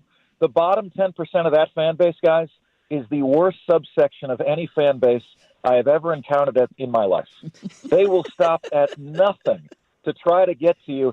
But, brother, you cannot cut through me. I am impervious to them. And I absolutely love that. I bring it on. I welcome all the insults. And believe you me, I get a lot of them. They've been kicked a lot, guys. They've been kicked. Yeah. Last one for you. Let's touch on a sweet spot for you. Does Billy Napier make it through the year? Oh, gosh. Somebody knows I'm a Gator. Somebody knows I'm a Gator on this line. Let me tell you what. Guys, 9 out of 12 opponents are in the top 25. Yeah. This schedule, and in life, guys, there are reasons and there are excuses, okay? This is a reason. At least that's what I'm telling myself to make myself feel better. 9 out of 12 teams, top 25. The most difficult schedule in the history of college football. 6-6 would be a miracle, which doesn't sit well with Florida fans. I'd like to see him succeed. It doesn't help when you've got the legend Steve Spurrier speaking out against you recently. I am going to say they pleasantly surprised with maybe a 7-5 mark, and Billy Napier survives the next season, guys. If he doesn't survive, though, Mark, like realistically, that schedule could eat them up. If he doesn't survive, who's the coach that you think Florida needs to go get? Because Florida's in a little bit of a tailspin here. Jed Fish, hello on line one. Well, Jed Fish has certainly been linked. He went to law school there or whatever. But they since Urban left, they haven't been the same. So they'd probably be pretty desperate to get the right hire here. It hasn't worked so far. If Napier does not work out, who's the name? Well, you would say Jed Fish, but Jed Fish already made his move. Would he dare leave? You know what's crazy, guys? Can you believe that Jed Fish and Howie Roseman were roommates at the University of Florida? Howie Roseman is the stud GM of the Philadelphia Eagles, put notes on Steve Spurrier's car every day so he could become a student manager on the University of Florida football team. I am that years old. I was there when those guys were doing that. They weren't football players, but they were brilliant football minds. Jed Fish is a name that a lot of Florida fans would be excited about. The question is, as an employer, as an employee, is that the move that you're willing to make? I do know that he's a name that would make a lot of Florida Gator fans incredibly happy. Interesting. Good stuff. Mark Ryan, the fan upstate down in South Carolina, at Mark Ryan on air on Twitter. Go give him a follow. Thanks for the preview, man. We're excited for the game, excited for the tournament. Great catching up with you, and enjoy all of March Madness. Love you guys. All the best, man. Take care. There you go. Mark Ryan. Good stuff from him. And I love that that's how interested we are in the NCAA tournament. We end up spinning an interview into talking college football. Well, hey, Gators, low scoring schedule, team, man. What do we got here? You took it that way. That was your question.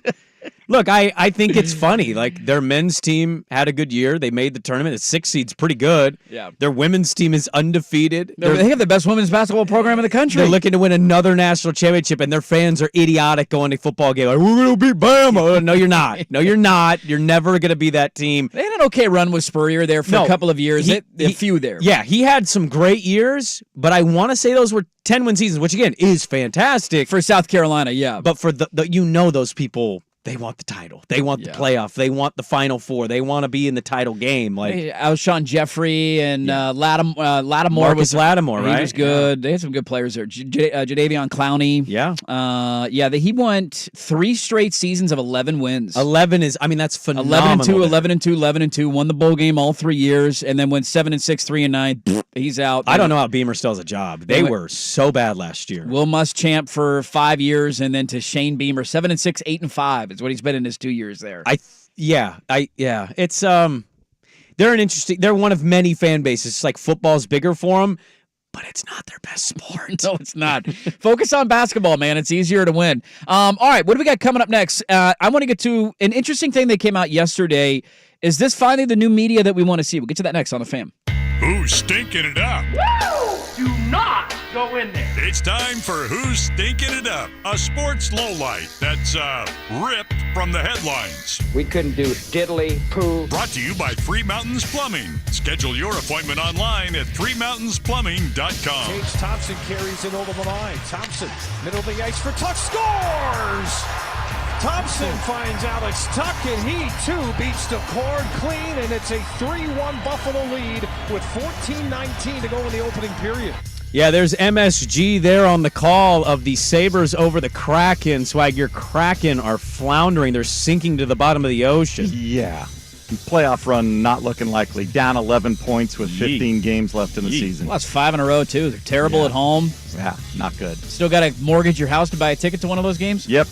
You going to abandon this team and Nope. pick it? Oh, Nope. okay. Nope. All right. Who's stinking it up? The Kraken this year, brought to you by Three Mountains Plumbing. Make plumbing and electrical services delightful. Get your time back. Let the pros tackle those projects you need completed. Schedule an appointment online. Three Mountains Plumbing. That's threemountainsplumbing.com. Hey, everybody. Sprague here. Is your home dealing with slow drains? Whether it's the kitchen sink or bathroom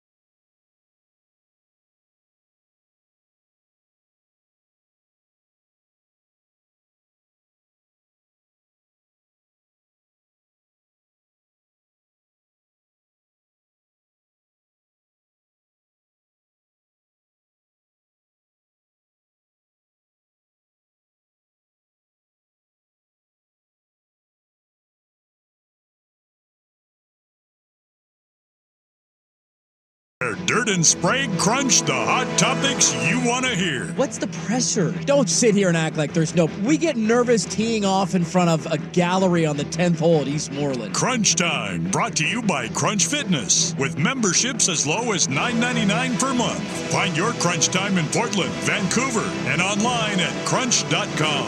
Hey, Crunch Time brought to you by Crunch Fitness with memberships as low as $9.99 per month. Find your Crunch Time in Portland, Vancouver, and online at crunch.com.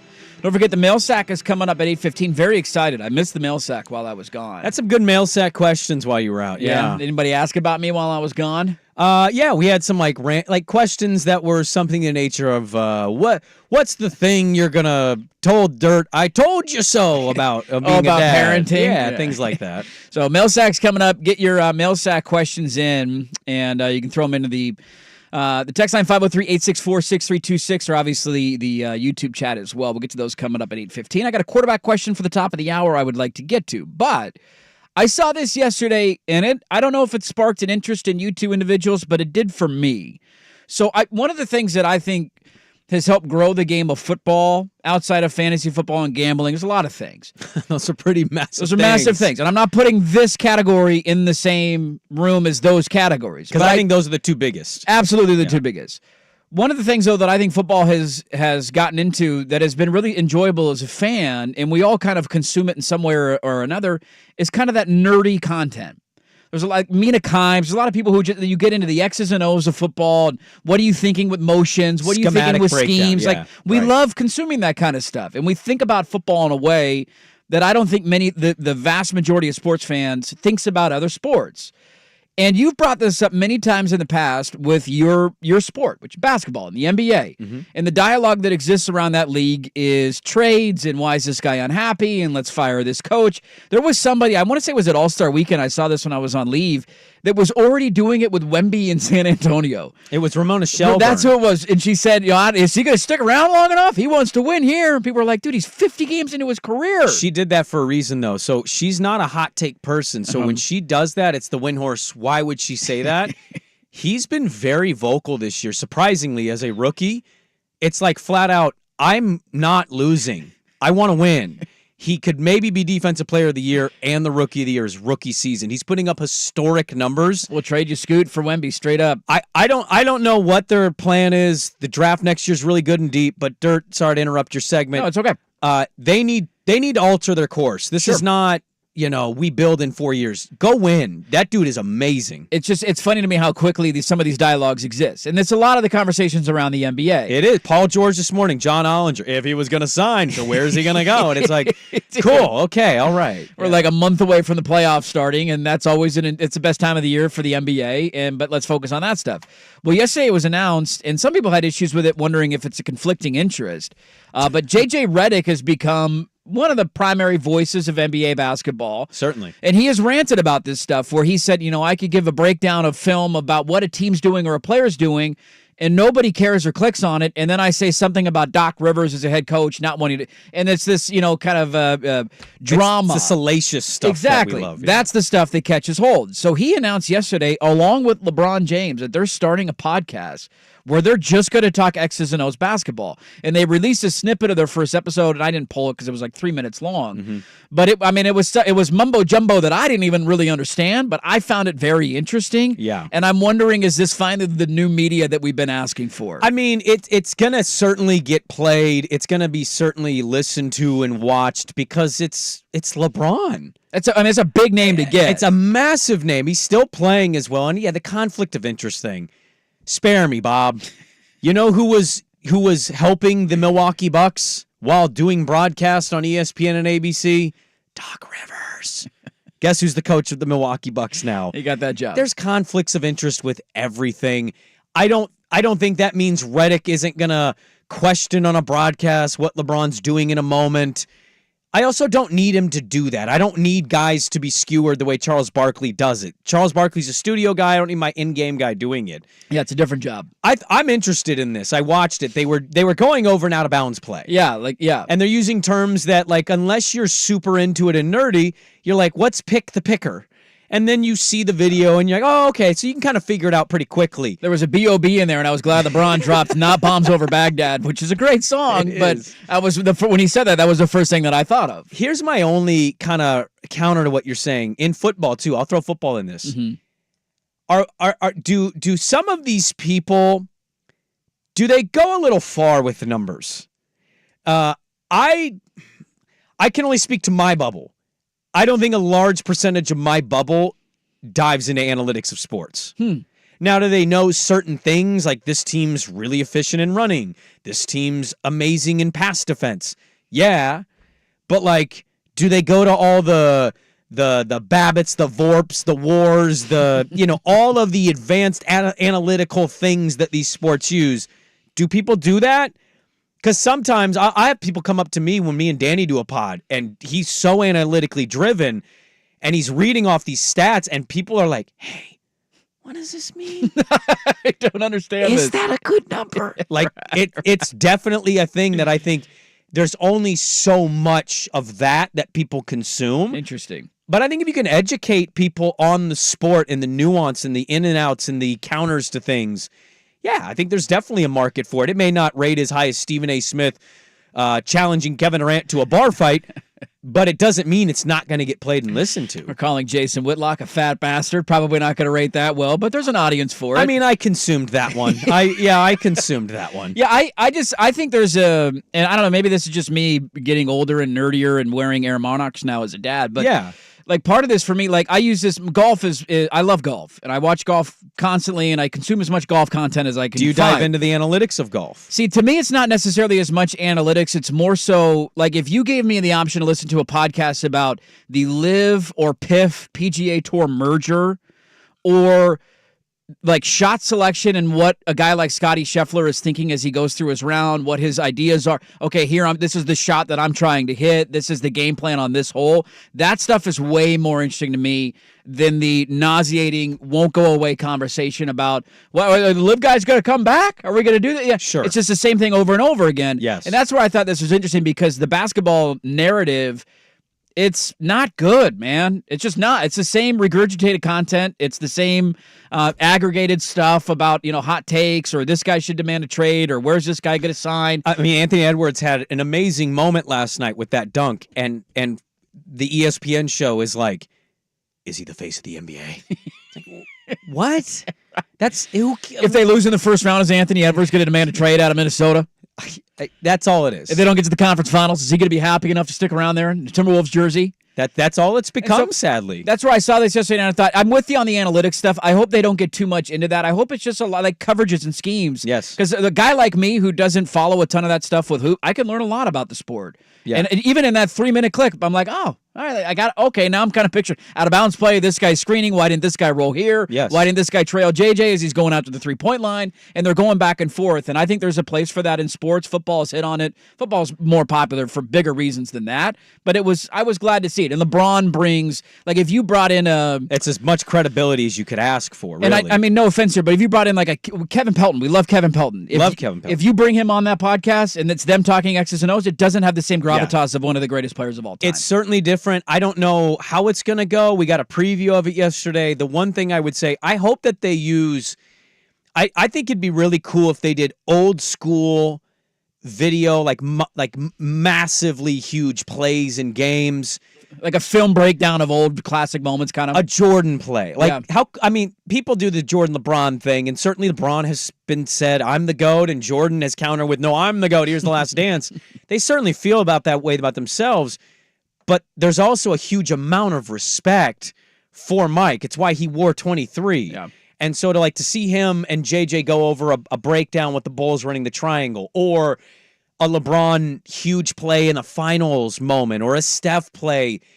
Again, analytics is only going to go so far. I think it could be really fun and interesting, and maybe they get kind of drunk off of wine as they go over this, because that's what it appears they were doing. They were drinking wine. I'm curious. I'm going to check it out. JJ Redick, LeBron, they got a new Hoops podcast coming out sometime soon. I don't know when the first episode drops. I get disappointed. I know we're against it, but I get disappointed when former players like RG3 or Ryan Clark, I like them, but they're starting to morph into the hot take thing. Yeah, criticize. Instead of explaining this and walking. That's why I love NFL Live, is those people, they give you some takes, but it's really just a breakdown and appreciation of this guy on this team at linebacker that nobody's talking about has been a beast. And this is why, as a football fan, I like that a little more than let's dive into the analytics. And I'm like, well, okay, numbers can be manipulated so many different ways. I'm with you on that. We got a lot to get to in the final hour. Get your mail sack questions in. We'll get to those at 8:15. I got a question about a tree that was posed to me yesterday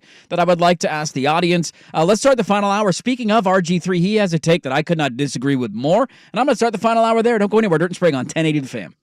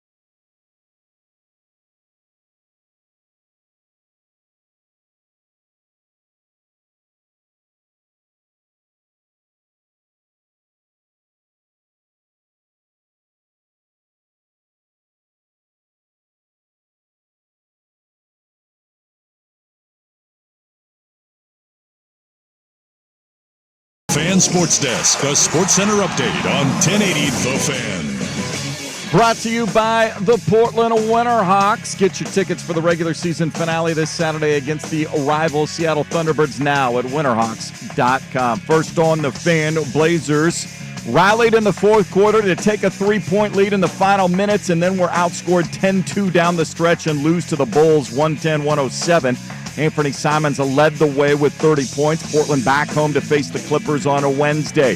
The NCAA men's basketball tournament officially begins tonight. First 4 games in Dayton, Ohio, 3:40. It's 16 seeds Wagner and Howard. The winner will face number 1 seed North Carolina in the West. That'll be followed by 10 seeds of Virginia and Colorado State. The winner there gets 7th seed Texas in the Midwest region. Both those games on True TV. Opening day in the major leagues just 9 days away, and Blake Snell finally has a home. He agrees to a 2-year, $62 million deal to pitch for the San Francisco Giants. And NFL deals continue to get signed. The Saints Get a 1-year, $13 million guaranteed deal for defensive end Chase Young. Former Oregon Ducks linebacker Troy Dye heading to L.A. on a 1-year deal to join the Chargers. More sports scores and stories in 30 minutes. Jason Swigart for the Fan Sports Desk. Listen live or on demand at the Odyssey app, the Fan's desktop player, or tell your smart speaker to play 1080 The Fan. Fan Madness, presented by George McCoy at Warren Allen Attorneys at Law. March 21st and 22nd at the Stadium Sports Bar at Alenay. Do the tournament with 1080 The Fan. The problem most men have is they don't know how to talk to women. This is Dirt and Sprague. You know what my problem is? I am not interesting. With Andy Dirt Johnson and Brendan Sprague. What am I supposed to say? I went to magic camp? I'm an accomplished ventriloquist? Dirt and Sprague on 1080. Oh, I am a 7th degree imperial yo-yo master. Oh, do me, yo-yo master. I want you to do me because you're the yo-yo guy. The Fan. Hey, let's do this final hour. Dirt and Sprague here on Portland Sports Leader 1080 The Fan, 99.5 HD2, the Odyssey app, live on YouTube. Day 2 back in the saddle. Everybody's enjoying watching me inhale a banana on YouTube. You're welcome for your early morning content. Dirty morning content. That's right. We get kinky around here. You got back and we got worse on the clock. Guess we found out who's who. Just saying. I'm just so excited to be back. I can't stop talking, man. I got so many takes holstered. There is a lot of that for me too. I'm like, oh, let's just keep talking. Let's talk about this. Let's talk about that. Don't forget to get your mail sack questions into the Vancouver Ford text line 503-864-6326. Some good ones coming in on YouTube as well. And we will get to those in a moment. I was going to get to a couple of football notes here, and we will at some point in the final hour because there's a take out there that I disagree with strongly. I want to ask this question that I was sent into my my group text yesterday from a couple of buddies. If a neighbor's tree falls onto your property, breaking the fence, knocking the fence down, who's liable for the fence? Well, the neighbor has to take on more of it, but I think it should still be a somewhat split up amount. You think even split? No, not even. Not split. even? Are we talking 55-45, 60-40, 70-30? What are we going here? 65-35. 65-35? It's your tree in your yard that came over and caved in my fence, our fence. But I also understand it's not your fault. You didn't tell the tree to do that. No. And the tree's been over in my yard anyway with its branches. It's a shared fence. I'm a neighbor. I will show that I'll help you if you help me. Let's do this. So if you're the guy whose tree falls down into the neighbor's yard, I would feel responsible for 100% of it, even though that person may or may not say that. So you would go over, knock on the door, and say, hey, so sorry about the tree. Yep. I would like to cover the cost of this fence. That would be your opening salvo? No. Okay. The opening salvo would be, how do you feel the tree has always been on the fence line and the tree hangs over the fence? How do we feel about the split here? What do you think is fair in this situation? I want them to open the bidding. They start with the negotiation. And if they're like, you 100%, I go, really? You don't think even 15%? Yeah, you're getting a new fence out of the deal. You are. You are getting something out of this. Yes. All right. Swigard, who's liable there? Is the tree, so what? Was it in the course of all the weather and wet weather? No, just recently, just randomly, like a big branch fell off. Just I don't know if it was old or weathered or whatever. How much maybe. of the fence did it take down? It looked like about a panel of 15 feet. You know, it's like a long backyard fence, and so it took out maybe a third of the fence. How old is the fence? There was no issues with the fence. That was the first question that I asked. I said, was the fence teetering? Was it on the brink? Yeah. Had a new fence ever been discussed? Because then I think that changes the negotiation a little bit. Fence was fine. So no new fence discussed. If the guy just says, just replace it, put 2 panels in or whatever, that's all him. Now, if it brings up the discussion of, hey, how do you feel about the fence? The full replacement of the fence. Would you like to use this to replace the fence? Then you're negotiating. You've properly nailed this. That is the right answer. The fence is not that old and worn down. You just say, hey, I will replace this section. Fix what got broken, that's him. But just attach it to the old existing fence. But if it brings up the conversation of, hey, how do you feel about the fence? Would you like to do something different? Then now you're negotiating and you got to work something out. Yeah. But if he's just fixing it, like the whole thing didn't come down for like 500 feet or 100 feet of fence line or whatever. Yeah. If it's a couple of panels, that's all him. Yeah, and it was interesting. So and there really shouldn't be much of a conversation about this led that. to a whole, and we were debating this like all afternoon because this happened to a buddy of mine, and he's like, how do I handle this? And the neighbor came over and gave an opening offer, which I'll get to in a moment. We looked up the law, and technically, one of my buddies Googled the Oregon or City of Portland law, and technically, if the tree falls you're not liable for it. So if it's your tree that falls on your neighbor's, you're not liable for replacing that fence unless it can be proven that you were negligent in the care of the tree. Sure, the tree was tipping it's eventually. Teetering over, and I did nothing to do it. And then Right. the tree neighbor says, hey, you might want to do something about that tree. You didn't do anything to do it. I just assumed that it's your tree. It fell. The tree person is liable, and that was not the case. Well, so this is my follow-up to that. Did the person the tree fell into the yard and broke the fence, the non-tree homeowner? The non-tree homeowner. Did they ever cite anything about the tree, They did trim not. the tree, talk to the neighbor about the tree? I asked that as well. They did not. Okay, so that kind of puts you on the hook of you could have complained about this and Coulda said maybe something. addressed it, but you didn't. Could have said something. So Yeah. evidently the neighbor whose tree fell into my buddy's yard, he came over, knocked on the door, said, hey, clearly we got a fence. I don't know, maybe it's through the backyard. And he offered a 50-50 split. The guy whose tree fell and knocked down the fence offered 50-50 split. How did your buddy take that? He was not happy about that. Really? And that's why he went to the group chat and said, am I getting a fair deal here? Should I negotiate a little bit harder? I said if it was my tree that fell on the neighbor's yard, I would ask for 20%. Yeah, I think it's fair. I know it wasn't my fault, but technically Right. the tree is in my yard. I know that might not be what the law says, but I feel responsible. It was my tree that affected this. So how about you chip in a little bit, because you are getting the benefit of a new fence, and there's a benefit for you out of it. This is definitely something that is lingering in my life. I don't have a tree problem, but if you saw my fence I'm and the same way. one board, by the way, the other day I was sleeping and I heard a noise and I'm like, is somebody trying to break in my back door? And I woke up the next day, one of the boards just flat out just fell off the fence. Yeah. It's going in the next 3-4 years, maybe less. And I'm looking around at my neighbors, and without judgment, I'm saying, probably not going to get anything from them. Yeah, who's paying for this? I'd be lucky, maybe. Yeah. And I'm nervous that I'm going to be the hook for most of it because my other neighbor, they built their own fence next to my fence. So they can fix their own thing and not worry about splitting anything with me. And so, this is a looming thing for me. I have a fence problem looming. And I'm not looking forward to that because I don't want to be told, we're broke. Right. Goodbye. I'm not paying for this. I don't care if we have a fence or not. And I'm not overly mean in any way, although I almost got in a fight with an old guy at a basketball game this weekend. I would feel really weird about paying for the entirety of a long stretch of fence and they don't help, but I'm kind of providing a fence for them. Yeah, that's messed up. When you get the fence negotiation, you have to enter that level-headed. But a lot of people don't have money, Dirt. I know, but you're getting a $500 car bill for more than half of America is an impossible thing for people. I know, but are you just not gonna have a backyard fence anymore? We're just gonna share a backyard now because you can't afford a fence. I don't know. Because I'm on the hook. Do I just build half the fence and then stop? What's the solution here? I'm not paying for the entire fence myself. I don't know what to do there. If they say no, but you need a fence, you end up paying for the fence, right? And then you're giving them a fence for free. It's a very weird feeling. I have the same thing going on right now. It's the people who have the dog that's way too old and you see it and you're like, God, you should really put that dog down. We shamed somebody into putting their dog down because of this. They were carrying the dog. It was a lab. And I'm like, what? It can't walk, can't move. Yeah. You're just like, dude, what and do you eventually they put him down. You have to. At some point you have to acknowledge. That's my backyard fence.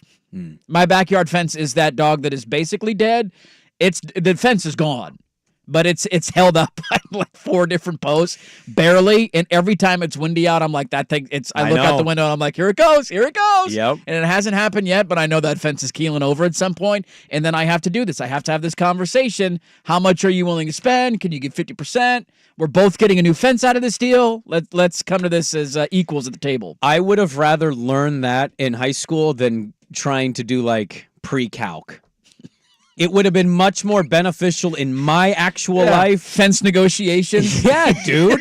Common neighbor things that you have to address or talk about. Yeah, I'll go if you let me see somebody pointing out, you get the better looking side of the fence, like that's facing your backyard. You go 60. I'll give you a little bit of a break there. I'll give you a 40% break. What does that mean? The better looking side? Well, I mean, there's like an inside of a fence and an outside of a fence. Aren't you just going to get a standard wood fence where it's panel, panel, panel, panel, in, out, in, out, in, out? You got the long 2x4s in there too. I don't want the 2x4s. I want the good looking side of the fence. Well, if I'm replacing a fence too, I'm spending a lot of money. I'm like, kind of want a really nice fence. You gonna go nice fence? I kind of want it. I mean, I don't have to do it again for basically my whole life. I don't know if I'll be in that house forever. All right, who's liable for that? This derailed my afternoon yesterday. So in a did group they chat. agree to anything? I have not had a conclusion to it yet. I will update the listeners as soon as I get an answer to that. Tell me the name, and I'll give you my best guess of what they will ultimately do. Spencer Bradley. Yeah, he's definitely going to cave. You think he's caving? He's going 50-50? He's splitting that thing, yeah. 50-50? Yeah. All right. Hey, let's get to the mail sack. Get your mail sack questions in 503-864-6326. That is the Vancouver Ford text line. You can send them in on YouTube as well. We'll answer them next on The Fan. It's The Fan.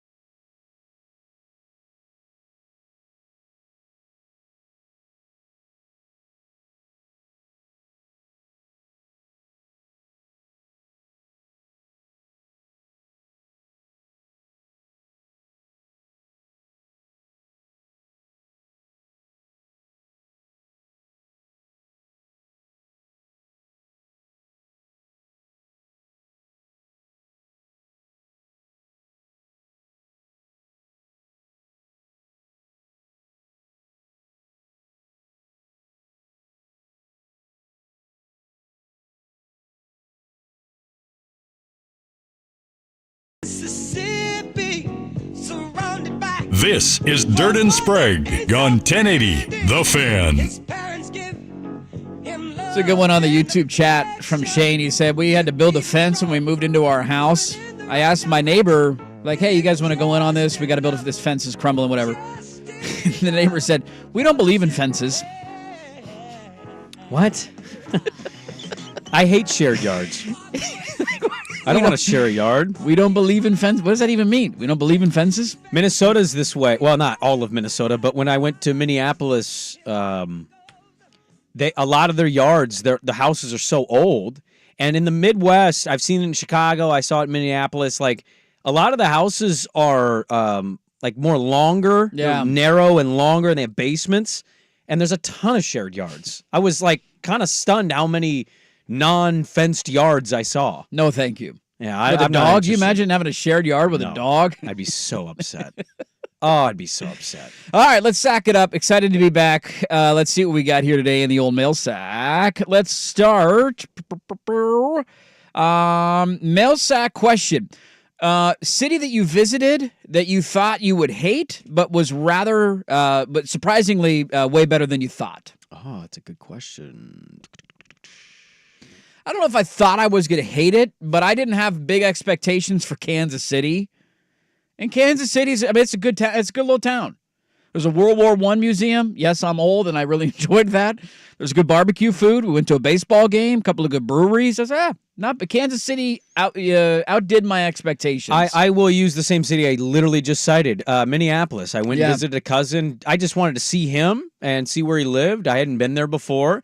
I didn't have any expectations. It's delightful. It's the transit train with the stadiums. The baseball stadium's amazing in Minnesota. The Target Center's right there. The football stadium's right there. It just, everything that you think in your mind about Portland is what Minneapolis was. The dream of Portlandia. Coffee shops everywhere, hipsters in weird beanies in 88-degree weather, trains to the baseball stadium. I'm like, this is bizarro Portland. This is if Portland actually cared about anything, they would do this. This is Portland with humidity in the summer and snow in the winter. The only negative, and I think it's a common thing in that area of the country, a lot of just the same food. Deep fried pub food, kind of everywhere. And it's just like, a lot of cheese. Food scene wasn't it? Yeah, a lot of cheese. A lot of cheese. Just like, I'm still full from breakfast. It was a 9-egg omelet with cheese and potatoes. Yeah, it's just a lot of the same things. Swag, you got one? City that you thought you were going to hate that outdid your expectations? You've seen a lot of cities through the WCC. Actually, San Jose was sexual. That was. San Jose. I thought it was more like just a suburb of San Francisco. Great airport, by the way, too. Great airport. But San Jose by itself, nice little downtown area, tons of restaurants. So... Northeast Portland? No. What? What? Come on. We used to have a Kmart. Mail sack question, is the station or are you guys doing a listener bracket thing? No, we are not. No. Okay. No. I didn't know if we could say. I just was reading questions. We are good at what we will do. So I have Jay Billis's bracket right here. I filled it out. We'll beat him in paper form. We're gonna beat him. So we need to print out ourselves some brackets. We need to do it after the show. Did he do a women's one as well? I'll see if I can find that. I know he did a. I know he did a. He doesn't get to watch the women's game like that. Well, he did his own special on the brackets, and I think he was going along and like picking a Final Four, but I don't know if he actually did a women's bracket as well. Well, I have his men's bracket, so we'll tweet out a picture so we can track along and you can see what our brackets are, how stupid they are because they're all going to crumble after one day. They are. That will be our Twitter bracket challenge. How about that? Melsack Dirt, have you covered the new dad trouble yet? Get peed on, get pooped on, and get spit up on. Yes, yes, and yes. Yeah. Pee and poop at the same time one time. That was a lot of fun. I hear about the PPTPs leading into the baby. And you chuckle at the idea of a PPTP, and then you quickly realize you need PPTPs. Yeah. It's also weird to say this, but like somehow not disgusting when they're little. It's gross, it's poop and pee, but it's like as an adult, get the hell away from me. As a baby, it's just like, whatever. You're so helpless. Yeah. There has been a few times where there's been blowouts, and it's just like up the back. Have you had an up the back one? Up the back, Ooh. and you're gagging. Yeah, it's really hard. We had one. My daughter she fell asleep on a beach trip, and we got home, and we knew she had blown it out. There's an issue there. We picked her off the car seat, and it was almost all the way to her neck up. I can smell it right now. You just can't escape it when it's in the house. Now I feel like too. I have like PTSD of poop, and so I feel like there's times when I'm like, you feel like you catch a whiff of something and you want to clean it up as quickly as possible because you don't want that lingering around the house. Not great. It's a whole thing, man. Not fun. So yes, I have been peed on and I have been pooped on, and have a kid. It'll be fun. They said potty train him, please. I'm serious. Like when you can. When does that start? When can I start potty training? Just past one. Just past one? Do what you can. Let's go. Yes. Here's a candy bar. Go pee in the toilet. Yeah, you want to get that done as quickly as possible. Here's a chocolate. Have a chocolate. Here's screen time. Every time you pee, here's an iPad. You can have it for an hour. Mailsag, if you guys could use any drop from the show as dirty talk with the wife, what one are you using? Did we lose? Here's the situation. Did we lose Roof Daddy? Is Roof Daddy still around? Did we delete Roof Daddy? I'm trying to find it. We need to organize. We've been saying this for years. Yeah, we need to organize these. I had a full body boner for 2 weeks. My hips thrusted hard. I don't know. Roof Daddy would be Roof Daddy's my go-to. And people have already tweeted me. People in Tanner tweeted yesterday, said, now that Dirt's back, can we get some more Roof Daddy? We got to find, I don't know where that drop went. When you're about to get freaky at night, you think about it. Here we go. Whoa. Did you guys both hit I think that? we hit it at the same time. That was a trippy Roof Daddy right there. Where's the E40 one I pulled, Swag, while he was gone? There was an E40 Oh, we have drop. a new drop? We got a new E40 Well, drop? E40's a Niner fan, and so they were asking him about it, and he was like, "We'll beat their ass." You know where that's It's right at, here. Swag? I got it. We're going to beat their ass. He was hammered at the NFC title game. What do you think about the Chief matchup? He's like, we'll beat their ass. That was good to go, man. Mailsag question. I got in a heated argument with a friend when I claimed that a great bone-in pork chop is a better value than a great steak. He called me crazy. I love steak, but for half the price, I'll take a great, perfectly cooked pork chop. Thoughts? This is your guys' realm. My family doesn't do pork that much. I don't buy as pork far as stuff. value goes. Value, yes. Significantly, yes. Well, that's all the conversation If you had a big cowboy steak, even if you cooked it yourself, it's probably $20 to buy at a grocery store, where you could get a big bone-in pork chop, same size, probably for $6 or $7. Freddie's just had that tomahawk. Oh, they had tomahawks? Oh, they sold out, though, yeah. Damn it. How recently was this? About a week ago. Damn it. I wasn't in a spot to need it. I didn't, I was like, man. It's been great weather, dude. Barbecuing every day with this stuff going on. Are you kidding me? I 75 took in March? Traeger over because my mom's birthday is St. Patrick's Day. And so I took the Traeger over on the back porch and cooked for everybody. And did tri-tip and smoked pork tenderloins. And I know you celebrated your mom, asparagus. so I don't mean this towards you. Kind of a lame St. Patty's Day this year, was it not? It just didn't feel like it. It was a Sunday. I don't know. St. Patty's on a Sunday feels weird. I would imagine most of the partying was done Saturday night rather than Sunday. We went to a... when was the last time you went out for St. Patrick's Day?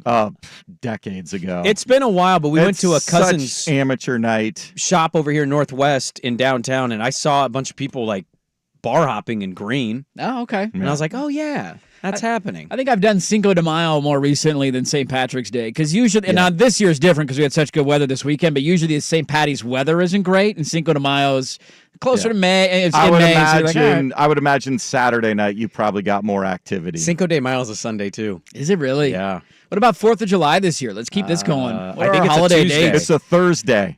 Oh God. It is a Thursday. So next year will be a good 4th of July. What This day do year- we have off that week? We It'll be get a Thursday. I know you guys are taking Friday, so Yes. I'm already. Can we line up some guests in June so I can have a great best of show? I might be gone Wednesday that week. Yeah, I will might not be gone here on the Wednesday 5th of through July. Sunday because the Fan Golf Classic's the 11th, right? I believe that's the date. That's what I have on the the very calendar. next week. Congratulations again, Dirt. Have you mastered the change your baby with one hand yet? Ninja level. No, I have not mastered the one hand change yet. Are you a good swaddler? We don't swaddle a ton, to be honest with you. Oh, man. I almost cut off the circulation to get them where they couldn't move. And they're like, I got to go to sleep. Dude, it is. Really? Yeah, we don't do I practiced swaddling the most of all the things. Did you really? Yeah. That's another thing, too. Like, I did a few practice diapers leading in. Like, all right, I got this. Put it below, I swoop around, fold it. Yeah, it's easy. Nothing to it. I mean, nobody tells you they're going to be flailing the entire time. Just sit still. They never sit still. Why would they sit still? Because they're a baby. I thought they just sleep. No. You take everything Putting on a off diaper and, is man, they're so free. complicated. It's like, hey, what are these things floating around up here? There's not a more They're high wire attached act to me. in my life than when you are doing the, like, he just got done eating in the middle of the night and we need to get him back to bed, but he needs a diaper change. Yeah. Like okay, can we do this as slowly and stealthily as possible so he does not wake up before any crying starts and before the eyes open up? You're just like trying to be all delicate, but he's kind of flailing his legs a little bit. It's like de-arming a bomb. You got to work the fingers how to hold both feet with the one hand without the 2 foot grab. Yeah, up. You got to do. I do the 2 foot grab, and then I slide the diaper underneath. Yep. And then you fold around. I dare recommend myself to be in like the NASCAR pit stop of child changing / swaddling. You're that good? That good of a changer swaddler? Yeah, I in and out. I man. was we not. know how to do this. I could not do the NASCAR pit stop. It took you a while. Yeah, because I wanted to make sure it was secure. Like I was thorough. It's important. I had a much tougher situation than you did.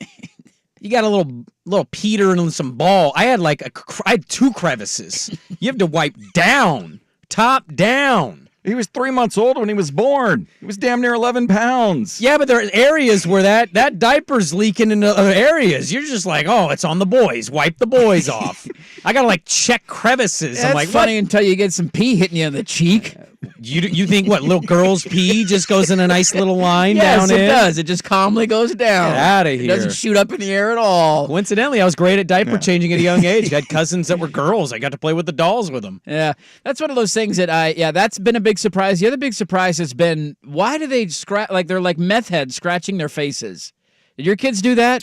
Mine scratch we have to have his hands covered almost 24/7. Oh, they want to put their hands in the mouth and they want it up here, but he place. can't quite figure it out, and so the hands are up here, and then it's like a scrape away. You got to It get looks the like Scarface, little tiny man. the fingernail clippers too. You got to we keep those clip the nails fingernails. clipped. I think it's the skin, because a lot of newborn skin, it looks a little rashy kind of, and it's Yeah. probably a natural itch that they want to just get to. Yeah, I'm trying to work on our golf grips, but I can't have his hands out yet. He's scratching the hell out of his cheeks, man. My wife did ask yesterday, she goes, what do you think he's going to be like if his son is just a theater kid and doesn't like sports at all? Would it kill you to play some team competitions? I had to Dad, go through that. I'm the lead in the play. Would that make you love me? Well, I'm going to be I had that to a certain extent. Paxton did not. He was not down with team sports, traditional team sports. He just wanted to be out scootering and skateboarding. Yeah, all but the time. he was. I'm saying He was active. Yeah, active. Yes. Yes. And so once I came to grips, we tried one team sport one time. How bad was he? He could not grasp the concept of practice and drills and waiting in line and that sort of thing. He just wants to go do it. Just want to go do his own thing. What do you do? Soccer? What was the team sport? Lacrosse. Lacrosse. He had a fascination Of with all the sports to try. he had a fascination with sticks when he was little. That's from his father. So we're like, all right, let's try lacrosse. Here's the situation. Over baseball, huh? Over baseball, yeah. Okay, all right. Look, I'm going to love him no matter what. A little part of me will be very hurt by that. I'm not going to lie to you. when you're in the lowest... Dad, I got a letter. What sport? Yeah, what are we doing here? Choir. Thespian. Damn it. There's... when you're in the doldrums of a long crying day, I keep trying to tell myself, eventually this little dude's going to watch a duck game with me and he's going to yell at the television. And if I don't get to live out those dreams, man, it's going to be painful. You better be careful, because sometimes your own kid, won't root for the same team. Schultz's dad is a Beavers fan. That is true. He abandoned that and went to the Ducks with his stepdad. That is true. So don't get divorced. You want that screen time? Root for the right team, okay? There's rules in this house, okay? Want to watch YouTube? That's right. All right. There you go. Good mail sack. Thanks as always for the questions. I think RG3's an idiot on this one, and we'll talk about it next. First, here's Swag. Now, Now, from the Fan Sports Desk, a Sports Center update on 1080 The Fan. Brought to you by Big's Chicken. Try their smoked and fried wings, tossed with a perfect dry rub, served with a killer trio of sauces online at bigschicken.com. First on The Fan. Blazers' fourth quarter rally was about 2 minutes short. They took a 3-point lead and then were outscored 10-2 by the Bulls down the stretch, losing 110-107. Anthony Simons did have 30 to lead Portland. They're back home Wednesday night to face the Clippers. The NCAA men's basketball tournament officially begins tonight. First 4 games from Dayton, Ohio. 3:40 tip between 16 seeds Wagner and Howard. The winner goes to the West against number 1 seed North Carolina. That'll be followed by 10 seeds Virginia and Colorado straight. That winner heads to the Midwest region to face 7-seeded Texas. Both those games on True TV.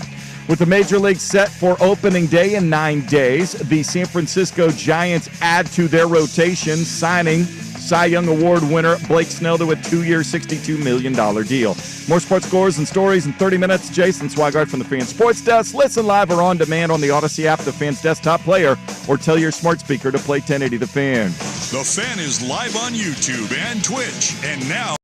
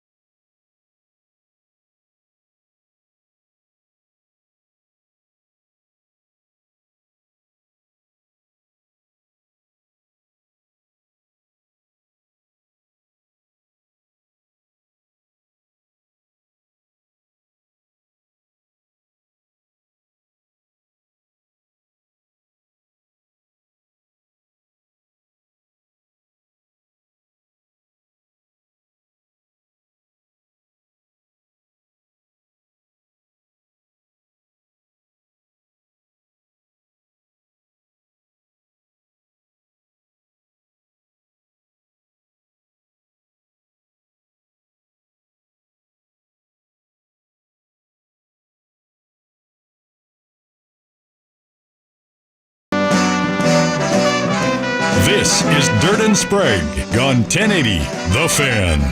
It's good parenting text coming in. My son was born in Portland. He's 9 years old. I'm a Beaver. Of course, grew up a Blazer fan. He likes the Ducks and the Lakers. I mean, it's the hardest thing's got to be, especially for the college part, is just Oregon for 20 years has just taken off in a way that Oregon State can have some good years, but they can't match that. And I've seen this a lot in the pro level. My nephew's this way. He's had buddies like this. I don't know if it's because watching games and following seasons, I've just noticed with teenagers and kids, my nieces and my nephews, it's so TikTok, swipe to the next video, swipe to this highlight, go to the next highlight, go to the next sport. Program television used to matter. And, like, I knew on Sundays when the games and what games were going to be on locally. I knew the schedule, the guide. And they don't have this. There's not, Thursday TNT, doubleheader. I'm going to watch. I used to get home from school jacked. Bulls, Knicks, yeah. And then Sonics, Lakers, yes. That was a big deal for me. That was your only chance to watch the NBA? It was. This is not a thing for these people. And so I'm noticing this more and more. Unless it's like really drilled into them by a parent or something, I love Steph.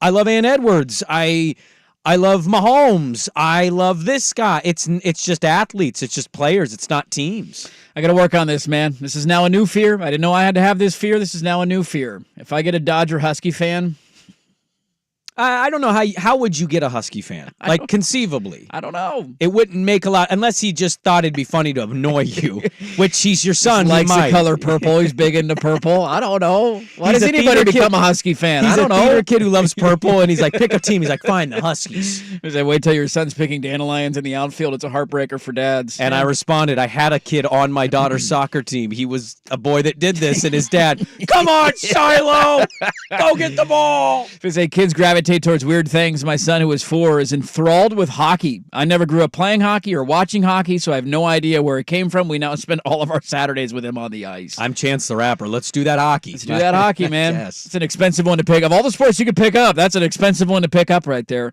Aaron Donald hung him up over the weekend or late last week. My timing's all off. I don't know what day it is. So is golf. So is what? You said expensive sport to pick up. Isn't golf pretty expensive to pick up? I think hockey's more expensive than golf. Is it because of the gear? I think you can go to a driving, like if you have a country club membership, yeah, but like you can go, like most like public ranges give kids buckets for like $5. Children's course. Yeah, you go to the kids course, you go to Sahali. A lot of public courses would say, under 10, you can come hit a bucket for free. Okay. Or half price. There you go. But playing golf a lot is very playing expensive. golf a lot. Playing hockey, especially if you're on travel teams, because you have to pay for ice time and officials. There's so much ice, You're man. right. You're right. It's ridiculous. Aaron Donald, 32 years old, walking away from the NFL.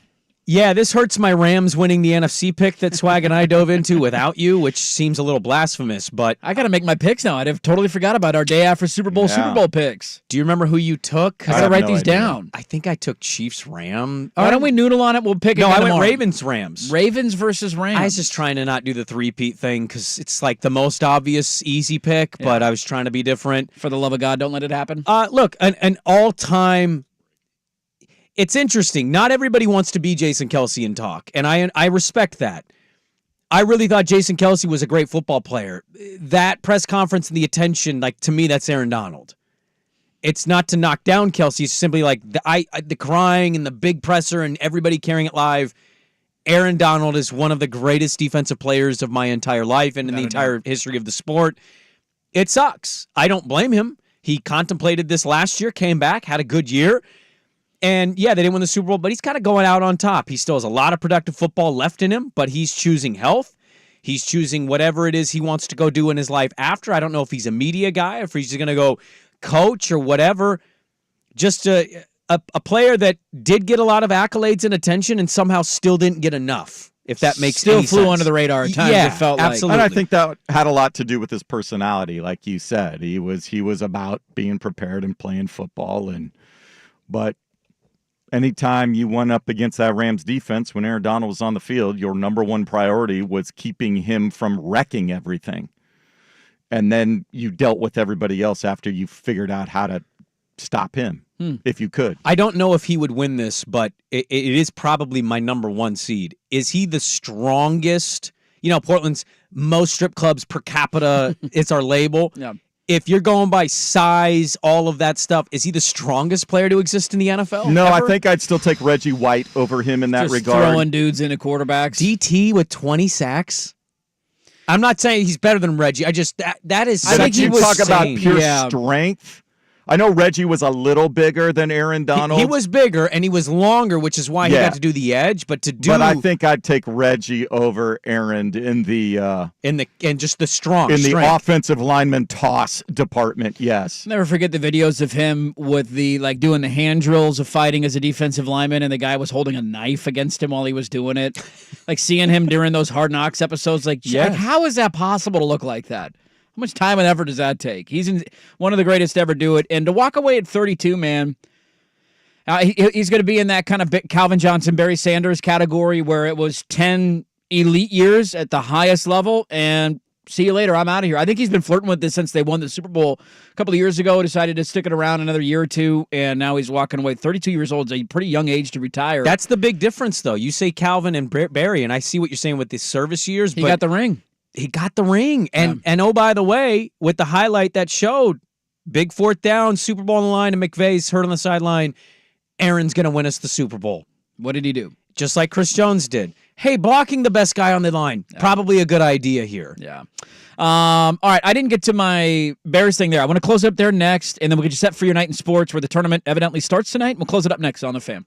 The best basketball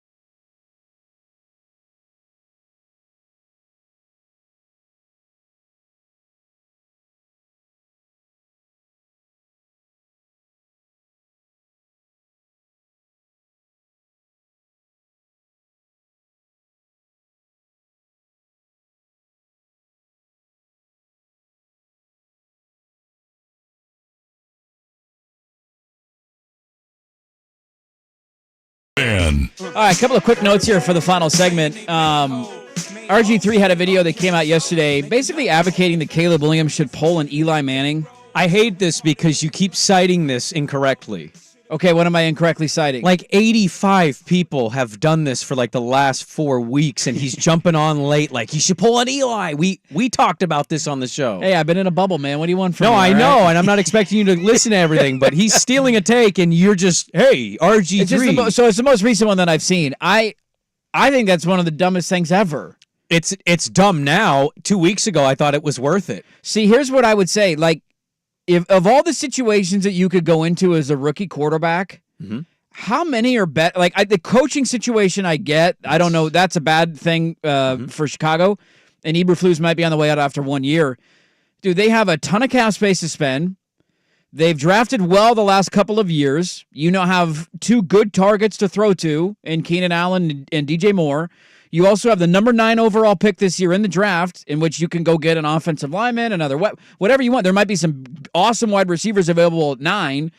Like, how many number 1 overall situations are better than that? I think Look at the spot Carolina was in last year. Yeah. And who are these other teams like Washington, New England, Arizona, the Giants, Tennessee? Would you rather go to them than Chicago? I think now, no. I think a couple weeks ago before the Allen pickup, I think it's a valid thing to discuss. Not that he was ever really going to do it. He wants to be the number 1 pick, and he catches flack for almost just existing at this point. I think he just wants to go and try to prove who he is. I think a couple weeks ago, though, before the Allen pickup, this was a fair thing to wonder. It's not the same people that have done it, but somehow that organization has failed that position every time. There's no doubt about that. They've won a Super Bowl with a guy at the helm, but that was never the true dude, and they've never had a 4,000-yard passer. Ever. Yeah. So if Jay Cutler's your best franchise quarterback, I think that says something about you. Somehow, some way, there's just something about you. And oh, by the way, Chicago, guess who smartened up and pulled a Brandon Sprague? We're doming the bitch. They're getting a stadium and they're putting a dome on it. Because you know why? We're not going to put our quarterback in snow. That's it's not stupid. why, but that is going to be a byproduct of it. They want to host a Final Four. That's why they're doing it. You call it whatever you want. I call it being smart. I call it being smart. Let my quarterback be in 70 degrees. Look, I see, like, I know that we have to have takes this time of year, and RG3 is the only one I saw recently, so I'm sure this has been around a lot, but it's just hilarious to me. Like, who do you think other teams in the top 10 are good spots? Is Washington a good spot right now? But you're going to go play for New England. Mayo's like 35 years old as a head coach. That's going to be great. But if you think you're truly great, you want to go to Chicago with Eberflus and maybe have 3 coaches in 2 years? Or do you want to go to Dayball in New York where he's at least had Josh Allen as a resume? I don't think And there's you're that in New big of a York. difference. And you're New York. Who's your number 1 wide receiver in New York? Isaiah Saquon Hodgins. Barkley's Isaiah gone. Hodgins. Your offensive line is terrible. Isaiah Hodgins, a number 1, a true number 1. Clemson filed a lawsuit against the ACC this morning. Yeah, the ACC is It's a crumbling. matter of time. Yeah. Bye-bye. They need some help from a judge somewhere. They're not going to get it. It's over. Hey, Cal Stanford, Pac-2's looking nice now, isn't Pac it? 4? We're going back to the Pac 4? Pac 4! Rebuild Let's piece by get it to piece? 8. Let's get it to 8. Brick by brick? Right, brick by brick. Anybody going to watch the tournament tonight? No. I'll probably watch the second game. I'll dabble. Plans? Virginia, Colorado State will be interesting. Will it? Yeah, ride the Rams. Really? Yes. We're riding the Rams tonight? Yep. All right, let's ride the Rams together. Virginia shouldn't be in, so I'll ride the Rams too. I won't watch it that closely, but I'll I don't meander. care about the 16 seeds. Yeah, background noise. Well, that starts tonight. That will do it for us, folks. If you missed the show, go check the podcast, 1080thefan.com. At Dirt and Sprague, at 1080 The Fan. We'll tweet it out here as soon as we are done. Make sure to go subscribe to the show on YouTube. Thanks, as always, for everybody watching along on the YouTube feed where you can find the video up all day, as well as some clips of the show. Thanks for being a part of our Tuesday. We'll talk to you tomorrow at 6 a.m. Calling us next. Listening to 1080 The Fan.